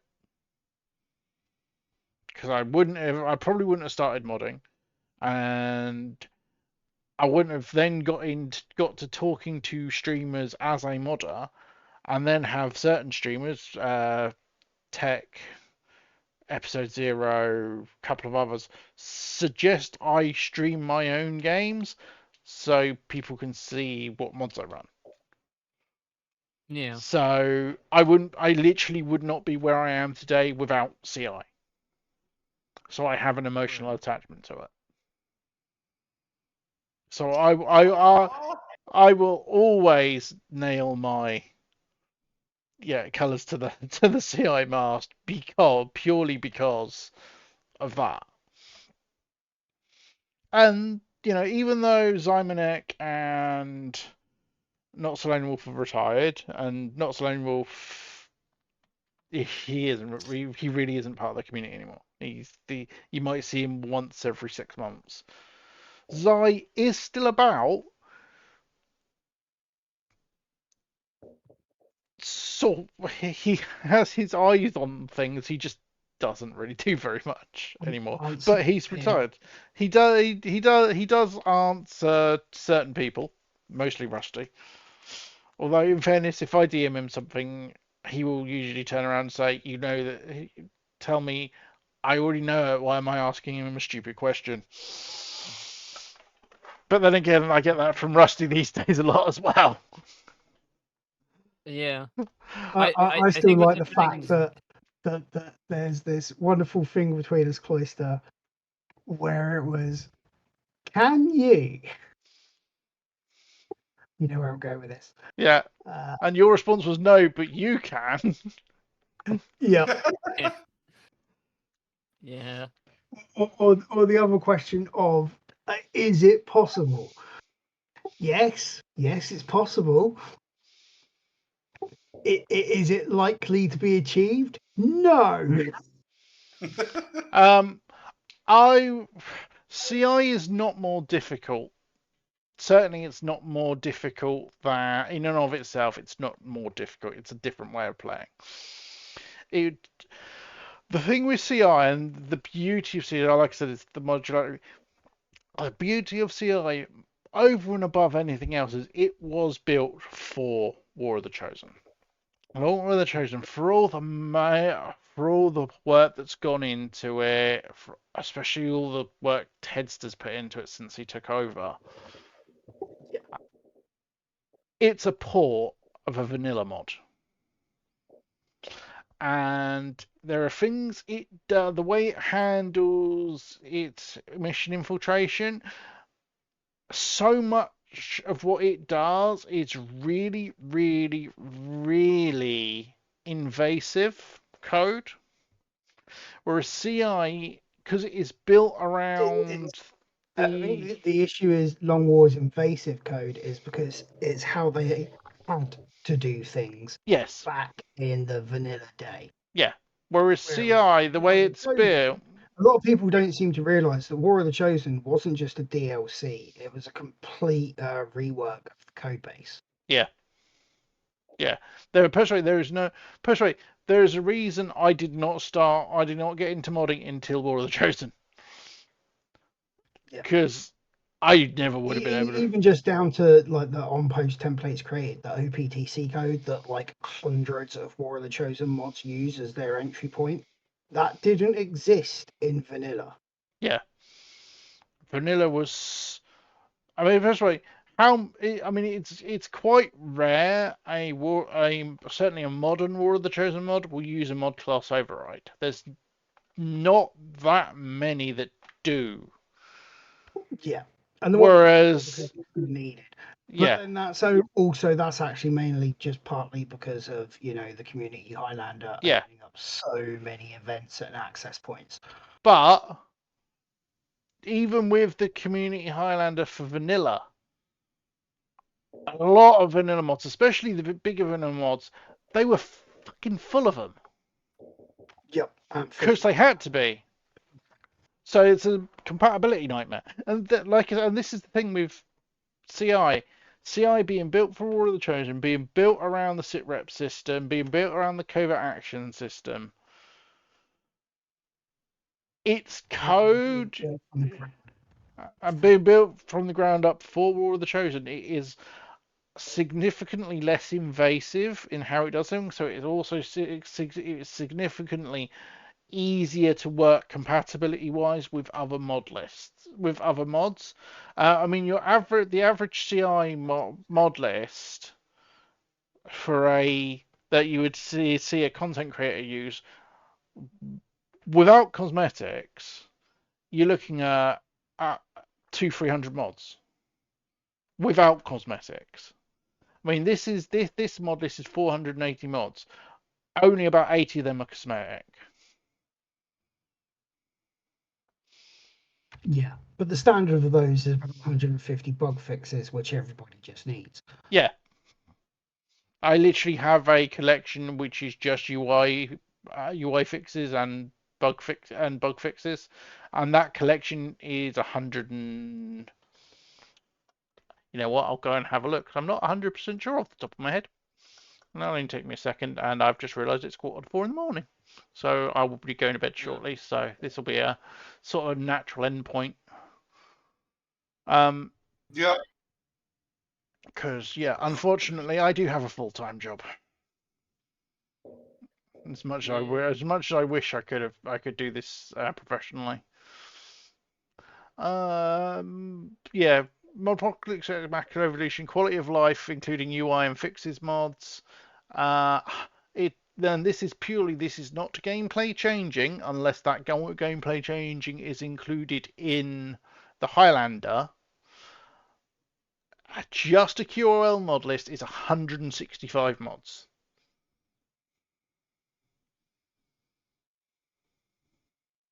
Oh yeah. That is purely QOL.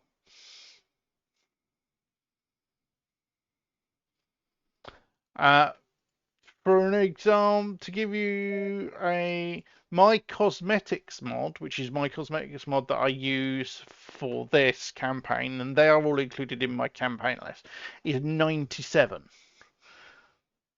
So that's 97. And bearing in mind that includes stuff like All Armor Avenger, More Nations and Names.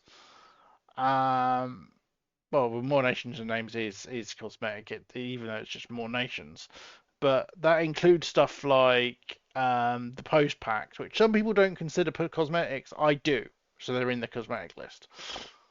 So if it was purely just on actual cosmetics, I'd probably drop seven mods from that list. If it was just purely on something that adds an actual cosmetic. So yeah, it's okay. So I mean, when you factor in that's like 260 odd mods before I get into gameplay changing mods. In a Long War of the Chosen campaign, that list would be maybe 50 mods. Because a lot of it is either already as part of the core experience or not compatible. Notice about 17 from this pack were missing dependencies from the list. Was that by design? Oh, is that for my current one?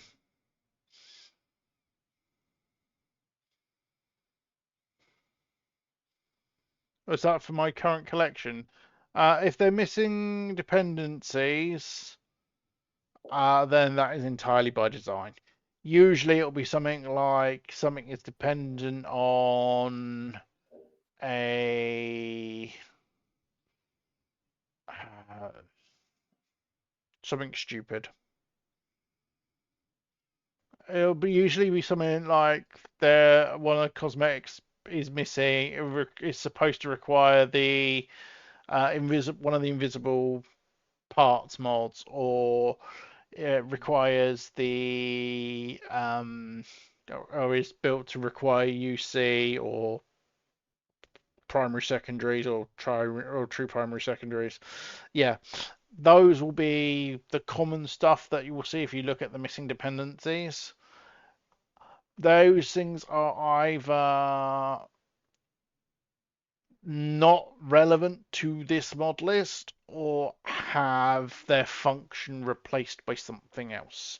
For instance, I don't bother running an invisible parts mod because Kex's mods have invisible parts for all the parts that I actually want invisible. And for being able to sort of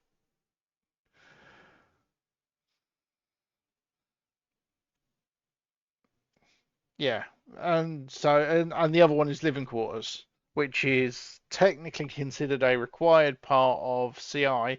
But even if I was running living quarters, I'd actually be running living quarters Redux, which is the different version, which is Rusty's version, which had a few extra fixes in it, which would still show living quarters being, missing, but overtake does its functions. And the other one is new promotion screen by default. Some classes still show it as required when obviously I'm on community promotion screen, which is again the new mod. So there is some where it's a case of they've been replaced by the mods that are showing as required have been superseded. So yes, the current a perilous variation, or a perilous vacation, as Rusty puts it every time in the Discord, because he likes changing it for some reason. I only do it to see how long it will take you to notice. And yes, Breaker, I noticed that earlier on. Yeah, Breaker is currently my top gifter and I don't think I'm going to get another gifted sub from him because it's at 69. What we'll say, we'll leave it. Let's see. I would say we'll leave it to the end of the month, and we'll go from there. Yeah, but this is 69 is like nice. But yeah, so that's why Child, you're a child. It's a vacation from Requiem. I am a It isn't though, Zelfana, because I do have Requiem, just not Requiem Legion. That's why it's a variation. All right, fellas, I'm gonna get out. It's enough talking about this game. Now I get to play this too. Yeah. So it was, as always, my genuine pleasure talking to all of you. It's always a pleasure, dude.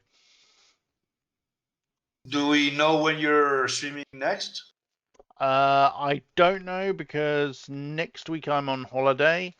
We go on holiday on Monday we're away for 4 nights. Because what we're doing is my father-in-law passed a few years ago, but we got him cremated and never got him interred because couldn't afford it at the time. It's what would have been his 70th birthday on Monday. So with that, we're getting him interred on Monday, and then we're going away for 4. Straight after that, we're going away for 4 nights, and then we'll be back. So I'm aiming to stream again before we go, but I'm working today, I'm working tomorrow, and I say that as it's it's 10 to 4 in the morning, so my next shift is technically today. So I'm working today, working tomorrow, so that's Thursday, Friday. Yeah. So I'm not working Saturday or Sunday. Saturday is probably the next most likely time I will stream, but if I do, it'll probably be during the day, which means it'll probably be a multiplayer mayhem. Yeah. Hopefully, possibly Cosmonteer. If Rusty pulls his finger out. Yeah. So that whole thing about pressure. Oh, we love it. Yeah, but it's different. It's different when that pressure comes from me because you're used to it. You're used to me asking stupid shit. The whole mod's currently crashing. Like every time you flick the overclock toggle on the weapon, it just crashes the game. No error, no logs, no way of tracing what's going on. But for some reason, the overclock toggle, which works fine in everything else, is completely crashing this part. Yeah. That sounds about bloody right. In fairness. Yeah. So yeah, it might be Saturday, it might be Friday night. Being honest, it'll probably be Friday night. Okay. Depending, Well, I mean, depending on my shift. So. Well, if you're streaming, I'll try to drop by, and if you can't, we'll catch us in the next one. Yeah. Yeah. Come on, buddy. All right. Come Well, on. that was a lot of fun. Always an honor to talk to you guys. Yeah, it's always nice to chat. For your questions, participating, and everything is always fun to talk to you guys as well. Have a good one, Always everybody. fun to have you. Good night, Squeaky Chair. Good night, Kex. Good night, Chair. Good night. Good night. Come on.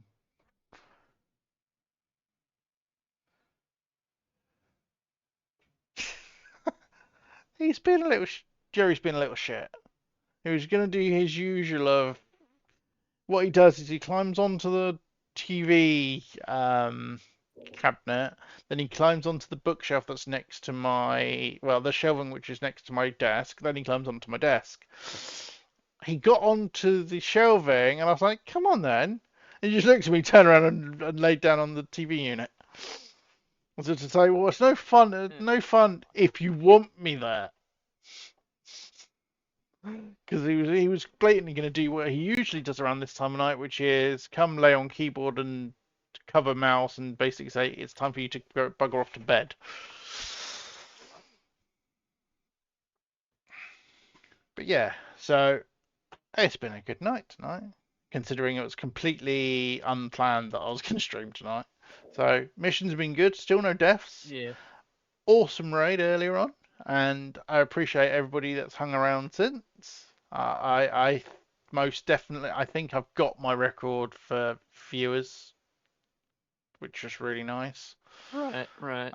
Because I'm still showing as 89, which is really cool. I was up to like 160 something that I remember seeing, and obviously it was like a 800 and something raid. So yeah, really nice night tonight. Thank you very much for the gifted subs earlier, Breaker, and thanks Volt Wolf and Deacon that for resubbing. It's always massively appreciated. Yeah, like I said, next stream will probably be Friday. Yeah, thank you to all the new people who followed. It's appreciated. Yeah, like I said, obviously we And do thanks again to Strippin as well for raiding. massively appreciated raid. And Volt Wolf, God, I completely missed that. Thanks for the 1,000 bits, dude. I can't believe I completely missed that earlier on. It was in the midst of the hype train, which is probably why it flew past me without me noticing. I do appreciate it, dude. Sorry for taking a while to say thank you. So yeah, so gonna try and find somebody to raid. It'll probably be episode 0 if he's on. It's another XCOM streamer. But yes, like I said, I've obviously been a mod. primarily XCOM streamer, but we do play Cosmoteer, we do play Make Way, Stolen Realm. Although we haven't played Stolen Realm in a little while, might play Stolen Realm Saturday if we do multiplayer mayhem. That might be good to do The Stolen World Realm. Myth campaign that we haven't finished. Yeah, the World of Myth campaign we haven't finished, plus the Omen Road runs, which we keep starting and not finishing. And I'm still trying to persuade people to come and play Command and Conquer with me. And that is a hill I will not die. I will die on. You have better luck getting me to do Elder Scrolls. We've already had that discussion though, and I know that's never going to happen. The fun question is, See, I thought I'd have had more luck getting you to do Dark Age of Camelot. Yeah, that's probably not happening either. I can't touch the MMOs. I don't want to risk it. No, I fully understand, dude.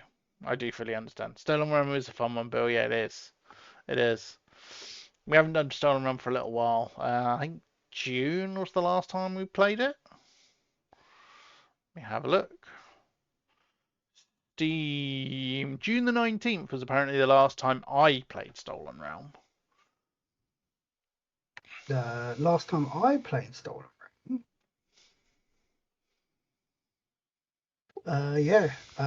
July the 19th, so a month after you. Yeah, a month after me. Yeah, Evil Bob, there's a new free shard for Dark Age of Camelot called Blackthorn, which has just started its beta.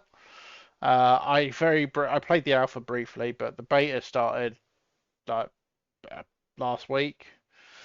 So I've just started playing that. As you'd expect with Dark Age, there's people who are capped, who have already hit level cap, because somebody will always know life it.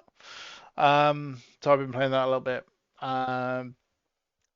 There is a link on the Discord if you want to. Yeah, I have it downloaded. I just need to install the thing. Install's really easy. You run the launcher and point it. Well, you extract the zip file, run the launcher, point it at where you just extracted everything to, and that's it. Cool. And then just the first time you play, just set a username and password. Yeah. You're scared like Rusty Long. Yeah. And obviously, I play Elder Scrolls Online as well. The beauty of playing Elder Scrolls Online, and I do want to play it at some point with some of you guys. I know Breaker owns it. I know Pine has expressed an interest. It is probably the one chance you guys might get to meet the missus, because she plays Elder Scrolls Online as well. Well, that will make way, because she does own Make Way as well. Oh, that's gonna be a watch as we troll each other for several hours, and she's in the middle. She could be worse than me, trust me. Oh no.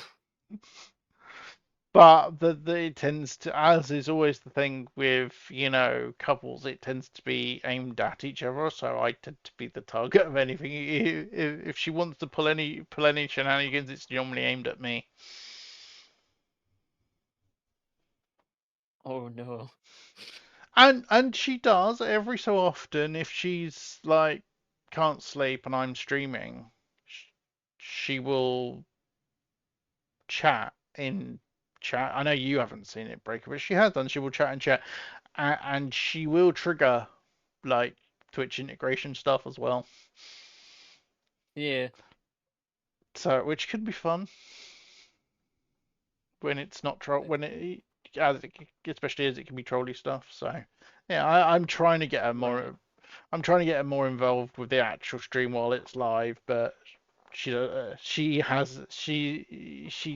likes the and again she likes the anonymity, so that's fair. Yeah, which I fully understand.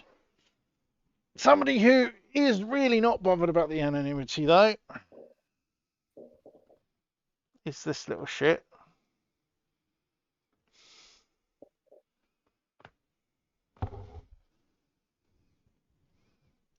Why is my camera pointing upwards again? He's doing his go to sleep thing again.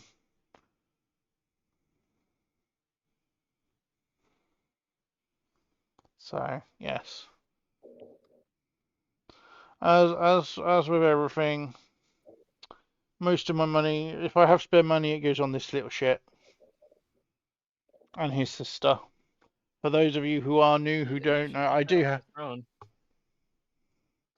what When cat you start. treats. Yes, cat Yeah. treats. Well, there's the thing. My buy me a coffee is set up as buy the cat's treats. Yeah. That's why it's set at £2 because at the time that was what a packet of Dream Weaves cost.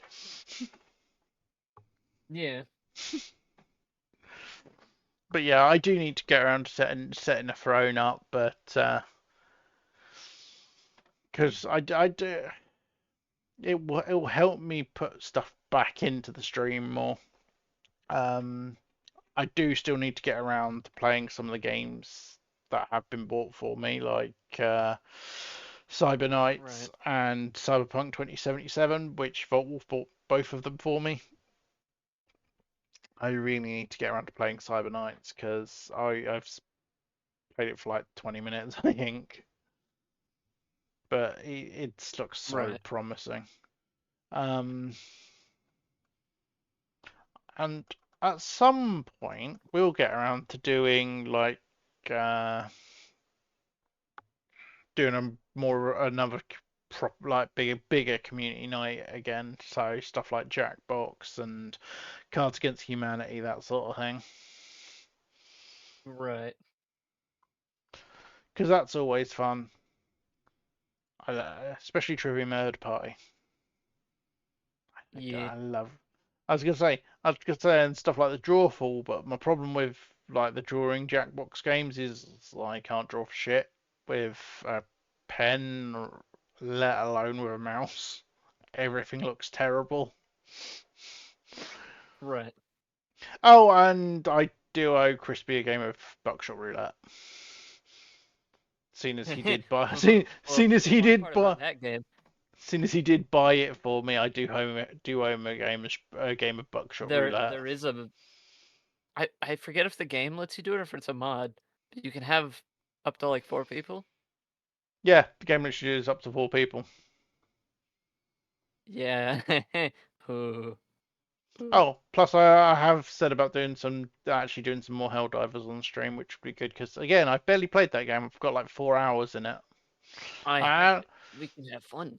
I don't tend to play shooters very often these days. The only shooters I have ever put the most recent shooter I put any real time into was Ghost Recon Wildlands.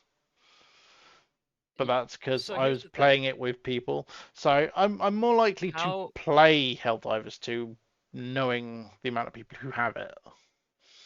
Yeah, well, a question I would ask, because obviously you like Ghost Recon Wildlands.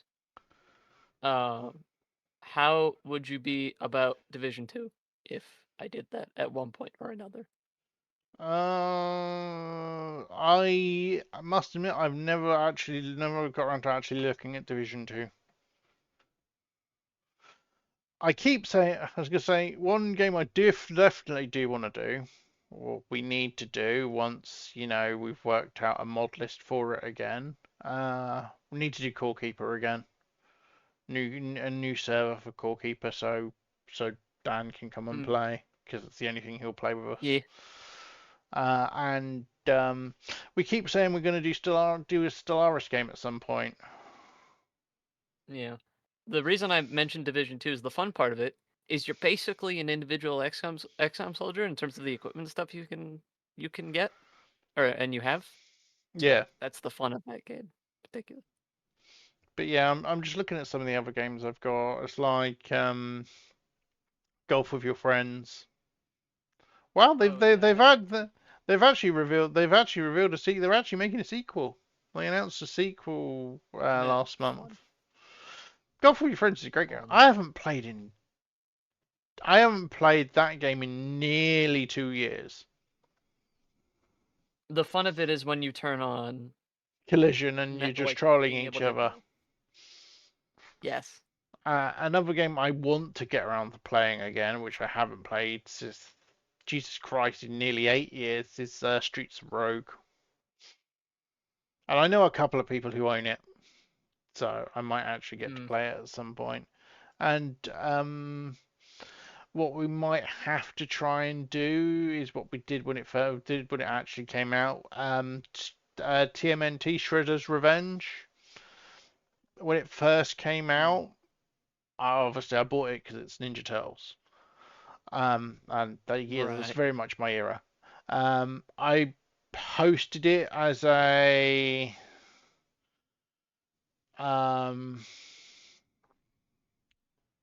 as a Steam Remote Play together, and I think we ended up with 4. I mean, it's max 6 players. I think we ended up with 4. I might have been 5, and everybody was lagging apart from me, because obviously I was hosting, and it started off fine, and then so it was like just me and Rusty, and then more and more people joined, and it got laggier and laggier, and to the point where you spamming a move made everybody else not be able to do anything, so you continuously spammed it. Yes. Look. Yeah. Look. Yeah. But this is me we're talking about. At which point is that surprising? It's not. We do need to play Alien Swarm Reactive Drop again. That would be a good community night game, especially seeing as that is up to 8 players. And that's more shooting each other in the back because it's because of friendly fire. Right. And it'd be nice to play Talisman. That would have to be a proper long stream though. Yeah, due to how long Talisman. That's a subathon. That's a subathon level stream. We need a multiplayer mayhem Saturday from like 11 till 6 p.m. to play Talisman. I was gonna say, and that's with a quick ending. Yeah. Yeah, Talisman. That's a subathon level stream, I think. Right. Turtles in Time as Peak Talisman's a weird one though, but streaming Talisman is not as much fun watching it. Yeah, it's not as much fun as watching it as playing it. But yeah, Bill. I grew up on TMNT, the coin operated, and the NES Turtles game, which was impossible. Was functionally impossible. There were bugs in the NES Turtles game that made it impossible to play unless you did things in a certain particular order that you were supposed to do them. As the game devs developed, if you didn't do the exact same order that they said, then there's a runaway memory bug that makes it so that you can never get past the Rat King. Well, the one was it's the underwater level could only be completed with one specific turtle. Yeah, Donatello. Yes. Because he was the only one that had the weapon that could reach far enough. Yeah. Plus, he was the only one who his hitbox was ever so slightly smaller, so he was the only one who could fit through a certain gap. Yep. And only when doing his attack animation, if I remember correctly. As far as I remember, yeah. Yes. The game was impossible. That game was... Loved it as a kid, though. Played it for hours. Yeah. Yeah, I had the Amstrad CPC 464 version of that. I broke my cassette. This is the original Teenage Mutant Ninja Turtles game. Yeah, it's going back some years. I'm Uh, pretty sure I had it on the NES though. I'm pretty sure it wasn't one of my C64 games. uh, it was the NES C60. It's the NES, the original NES one. It just brought up a massive memory bank of like the hours that I spent playing Lemmings. Yeah, Lemmings was On awesome. Commodore 64. No, not Block Element.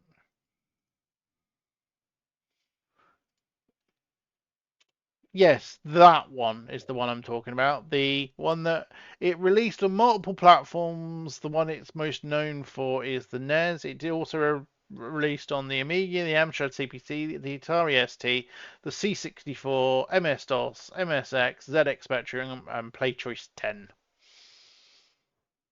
Released in 1989 in Japan and the US, and November 1990 in the UK.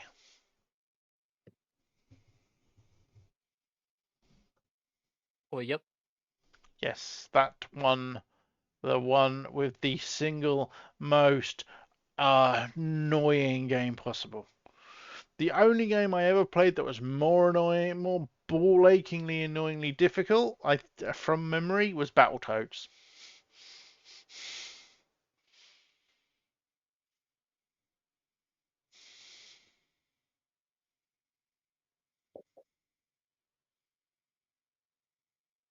Do you know, I never played Battletoads.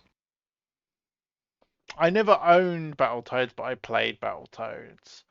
But yeah, I remember playing Probotector. That was bustingly difficult for me and my brother.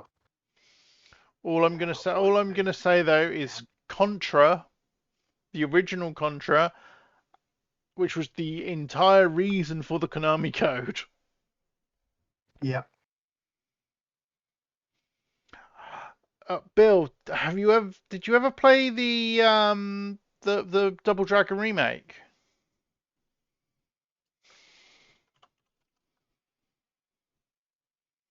Double Dragon Neon.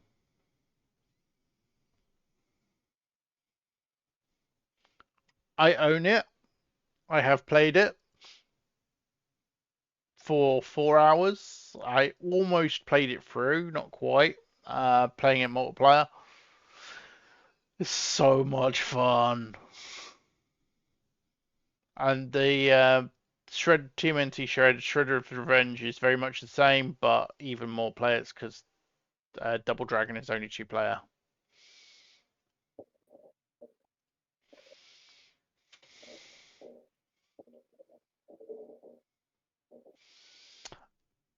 Dude, if you want at some point, I would love to do a multiplayer game. I would happily do a multiplayer stream for Double Dragon Neon.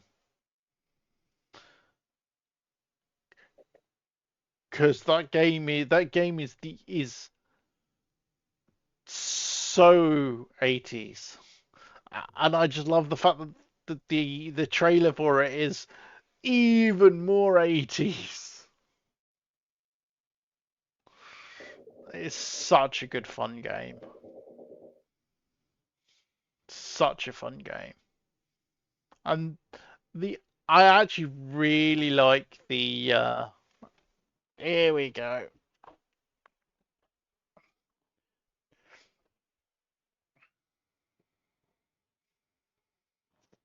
Yeah, that's the one I'm talking about, Pine. Double Dragon Neon. It is it is massively over the top. I mean, you end up as robots. And it has a combo system which is bloody with designed for buffs, which is like mixtapes. It is, yeah, it's such a freaking cool game. It's so much fun. I picked it up when I actually think I paid full price for it not long after it came out.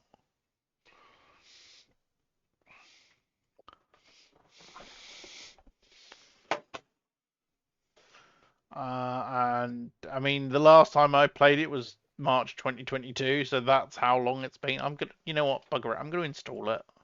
It's tiny.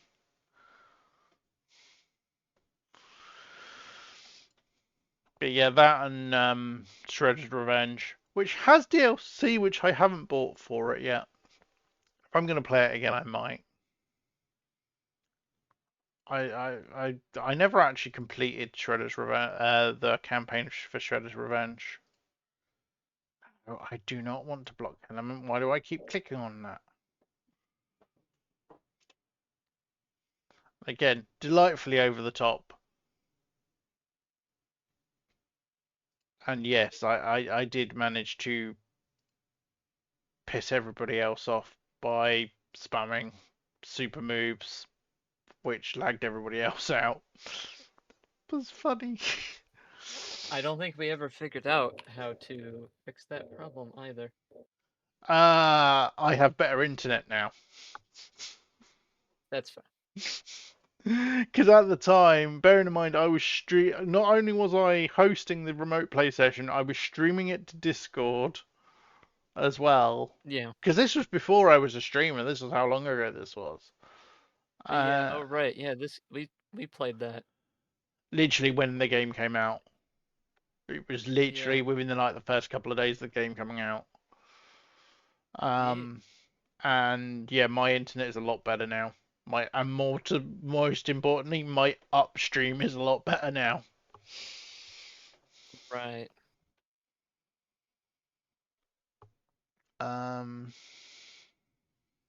There is one other awesome game which I love, which I used to love. The missus loves playing as well. And I think, yes, they re-added player-hosted servers, so it is actually there is a point to buying it. Me and you have played it. I'm sure me and you have played it. Disc Jam. The um the frisbee volleyball one. I'm sure it was you I played it, bro. That played it with me, bro. Where I was hosting it. I want to say I think I played it with you. Yeah.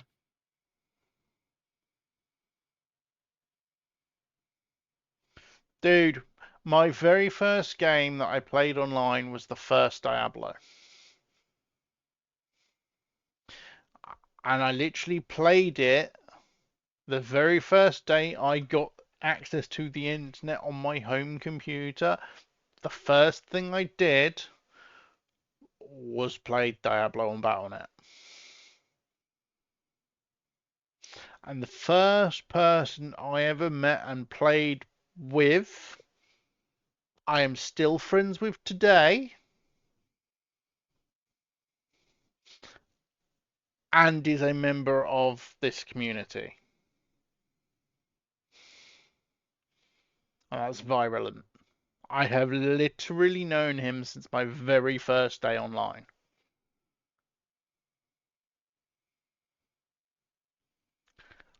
And I've been online since January of 1999. So I have known that dude, nearly 26 years.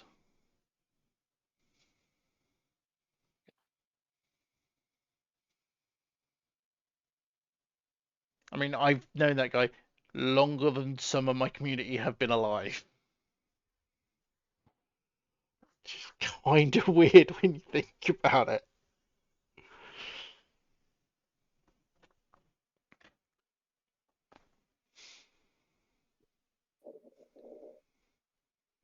This is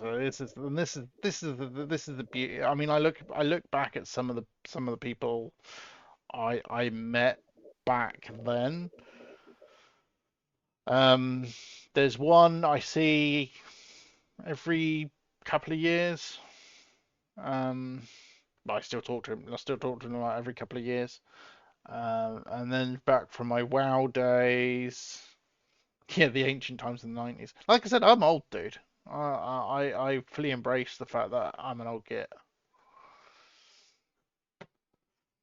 But I know I'm not the oldest, so that's fine. I can embrace being an old git. I am middle-aged. But as I've said multiple times to people, growing old is mandatory, growing up is optional.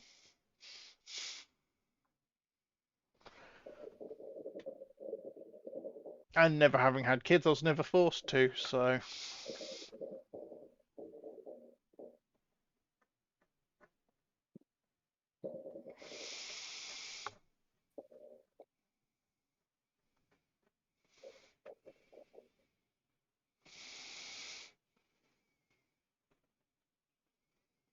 I've never been responsible for more than 2 people, i.e. myself and the missus, so...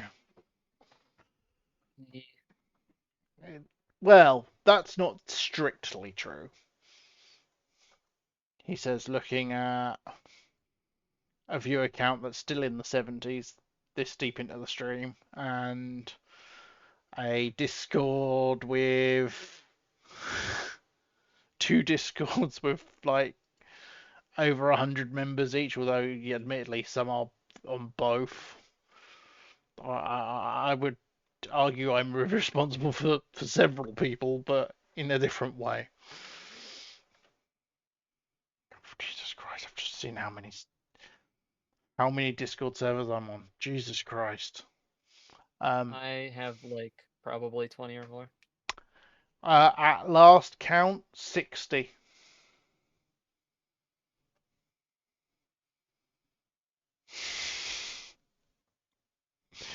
Yeah, I'm on a few.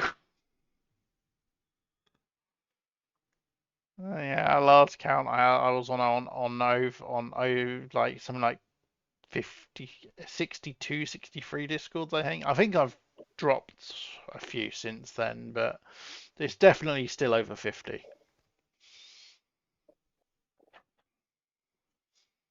But yeah, ones that I actually,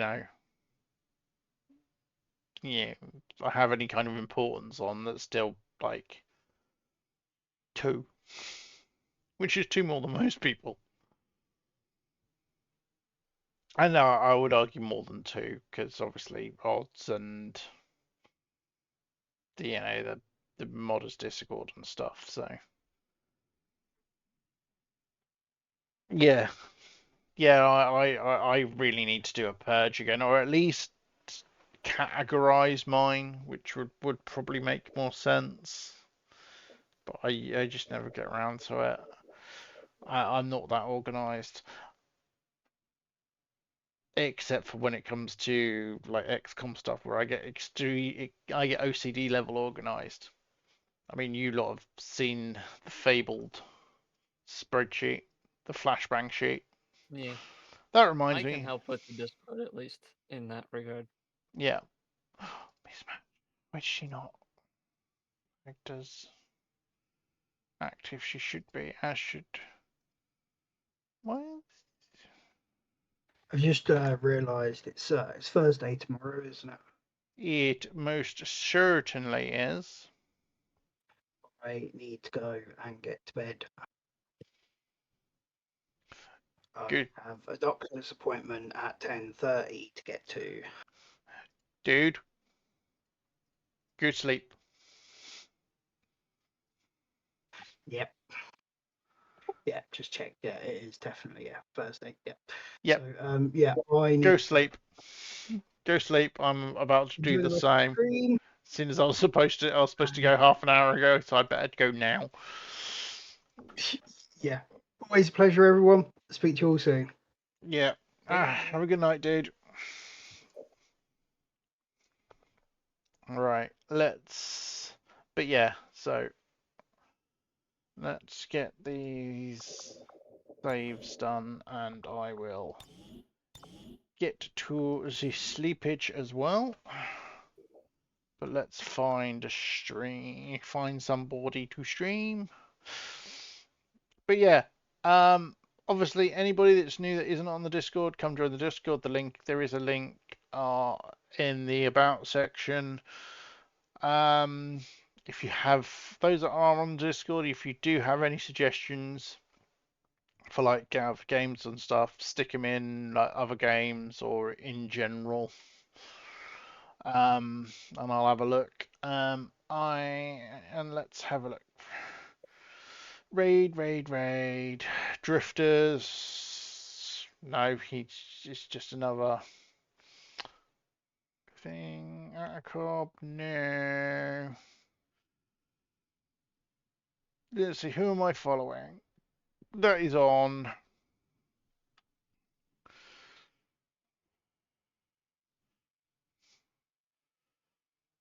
Ooh, you know what?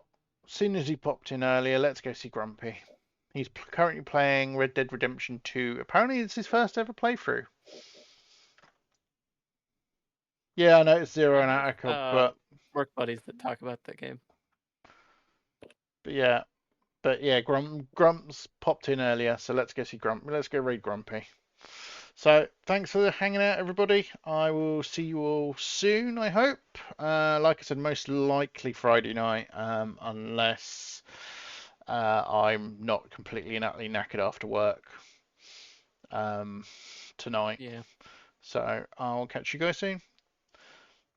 And let's get to reading over. Give him a nice big raid. He'll appreciate that, I'm sure. I'll double his treble his viewer numbers for the moment. I'll see you guys soon. Raiding over now. Thank you guys.